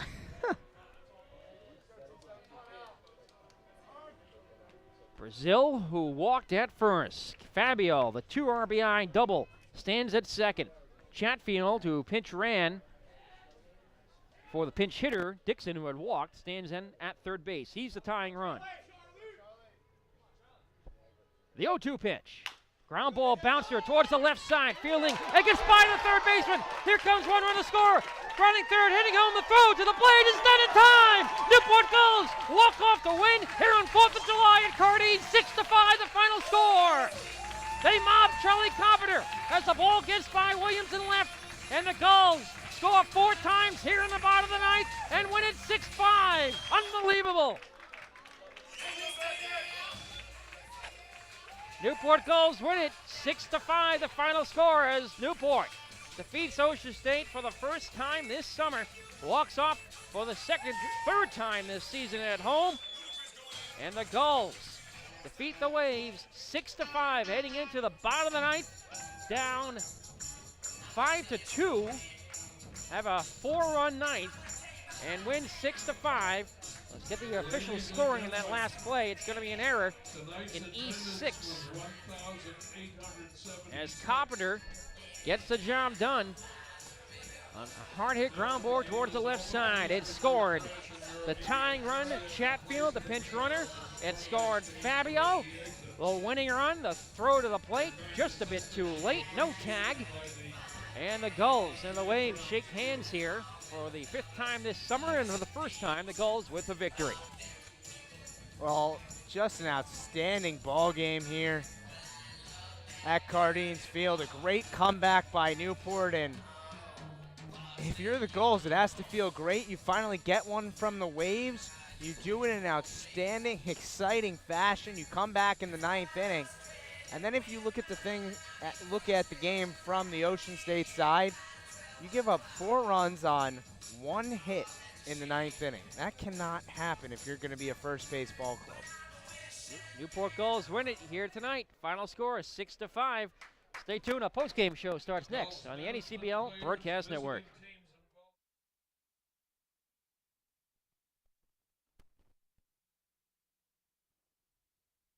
Fans, stay connected by following the NECBL on all of our social media channels. Like us on Facebook at facebook.com/NECBL. Follow us on Twitter and Instagram at the NECBL. And follow the NECBL on YouTube. Fans, stay connected by following the NECBL on all of our social media channels. Like us on Facebook at facebook.com/NECBL. Follow us on Twitter and Instagram at the NECBL. And follow the NECBL on YouTube.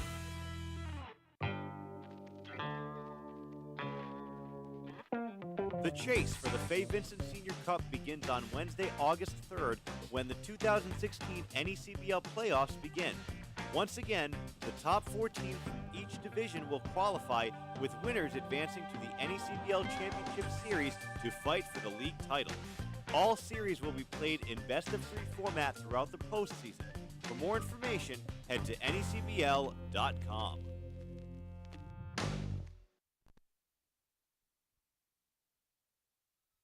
Stay tuned for the Newport Gulls postgame report, next on the NECBL Broadcast Network.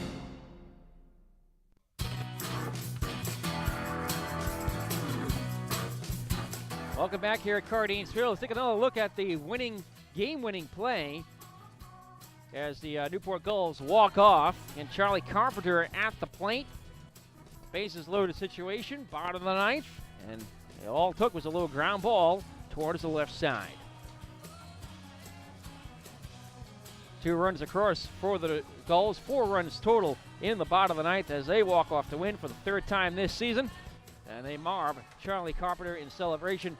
The Gulls win it here tonight, prove to 10-12. The Waves drop to 13-7, but still own a 4-1 series advantage over the Newport Gulls. 1 game remaining will be played right back here at Cardines Field on Friday, July 15th. Totals in this one for the visiting Waves: 5 runs on 8 hits, 2 errors, 8 men left on base. For the Gulls, 6 runs on 7 hits, 3 errors. They stranded 9. Starting pitchers in tonight's contest, their record is unaffected. Jake Cousins, 5 innings, 4 earned runs, 6 hits, 3 walks, 4 strikeouts. Ben Onishko, 4 innings of work, 1 earned run on 3 hits, 3 walks, 4 Ks, a hit batter. His record remains at 1-1. Cousins unaffected. He remains at 1-0 as he's lifted by the Gulls bullpen. Dylan Beaupre will get the win in relief. He proves to 1-1. The loss will go to Robert Hitt. He falls to 0-1 as the no home runs hit in tonight's contest as the Gulls again improved to 10-12. The game took 3 hours, 10 minutes to play, watched by a crowd of 1,876 here as Newport walks off on Independence Day 2016. Well, an exciting ball game tonight, and I think this is one that both of us should mark down in our scorebooks. This is the kind of game that can turn around a season on both sides, right? Newport comes into the game, they don't score for a few innings, and it's, can we beat the Waves? Can we even score against them? And then you have this miraculous 9th inning comeback. That's something that can turn around a season. And on the Ocean State side, everything was going well. You have a 5-2 lead going into the 9th, and then things just kind of fall apart. So we'll see how they do tomorrow. They've got the long bus ride up to play against the Muskrats. Ocean State looks to get back on the horse tomorrow, but a big, big win for the Gulls. And I really think as we get into August, on August 1, when the season ends, there's a chance we could look back at tonight, July 4th, and say, that was a turning point.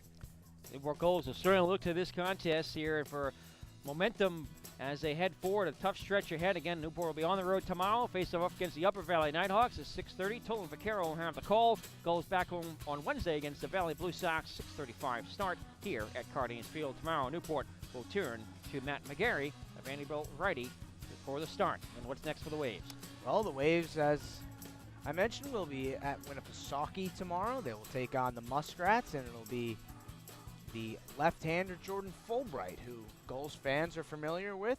Pitched 5 perfect innings against the Gulls here earlier this season, and Jordan's been great this year. See how he does tomorrow. Well, Justin Gallanty, best of luck. We'll see you in a couple weeks here at Cardines, and who knows, maybe again at the All-Star game. Happy 4th. Same to you. Thanks, Justin. Jarek Kraske, what's next? We're gonna look at some scores around the league. Only 2 games happened tonight. The Mystic Sooners defeated the Winnipesaukee Muskrats 5-2, and the North Adams Steeplecats defeated Upper Valley Nighthawks 12-1. Going on about the game that just ended between the Newport Gulls and Ocean State Waves, it was really a well-rounded win for the Newport Gulls, especially with Cole Fabio getting a huge 2-run double with the bases loaded in the 9th. But you really have to talk about Trey Harris stepping in. First game tonight, taking hit by pitch to start the inning, then Shea Matheny reaching on an error. Didn't think much of it at the time. But that's 2 runners on, first and second. Then Troy Dixon gets a walk. Chatfield pinch runs for him, bases loaded, and then Fabio delivers that 2-run double. Brazil walks again. He has a great eye. And then Charlie Carpenter with the ground ball put in play. But we see Nick is ready with Charlie, the game's MVP today, and we're going to send it down to Nick. All right, thank you very much, Jarek. Now joined by our Newport Gulls player of the game, Charlie Carpenter. Charlie, congratulations on the victory here tonight. A walk-off victory, the 3rd of the summer now for the Gulls. Yeah, it was a big win, especially here at July 4th with all the fans here and against Ocean State, team we haven't beat yet this year. So it was a really good win.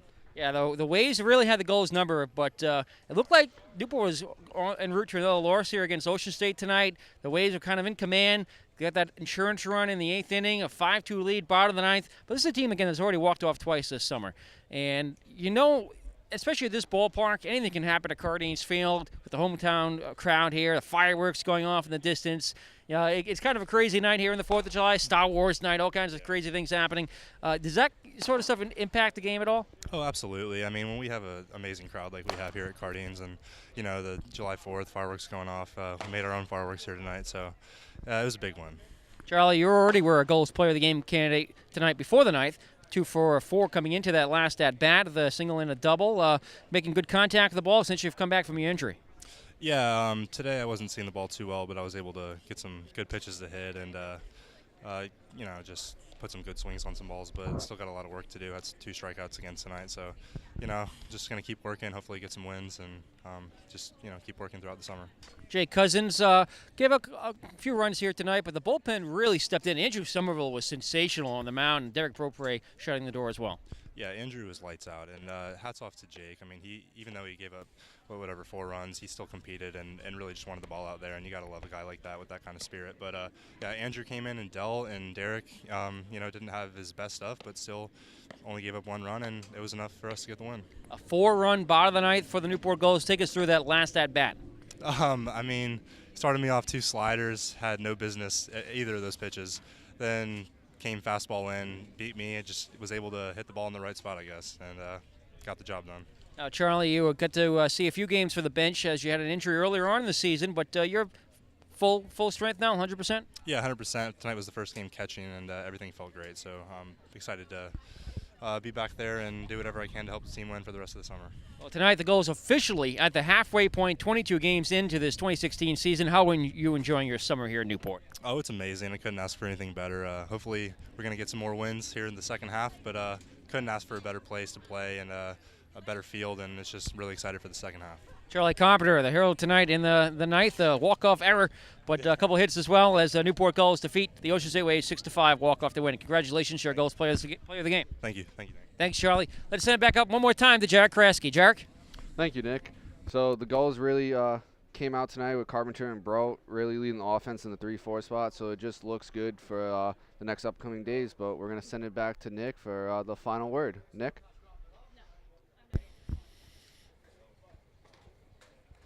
All right, thank you very much, Jarek. The Newport Gulls walk off to win here tonight, 6-5. The final score at Cardines Field as the fireworks go off in downtown Newport. Newport defeats the Ocean State Waves for the first time this summer. Again, the final score is 6-5. The Gulls heading into the bottom of the 9th, trailing 5-2, put up a 4-run 9th inning, and Charlie Carpenter gets the job done as the Gulls take the victory here tonight. Let's pause a moment and thank those who made this evening's broadcast possible. The executive producer of Newport Gulls Baseball is Tom Lima. Gulls Baseball produced tonight by Shannon Carlson. Our audio technician, Megan Windle. Our on-site engineer, Blair Schneider. Our field reporter was Shannon O'Connell. Our statistician, Jarek Krayeski.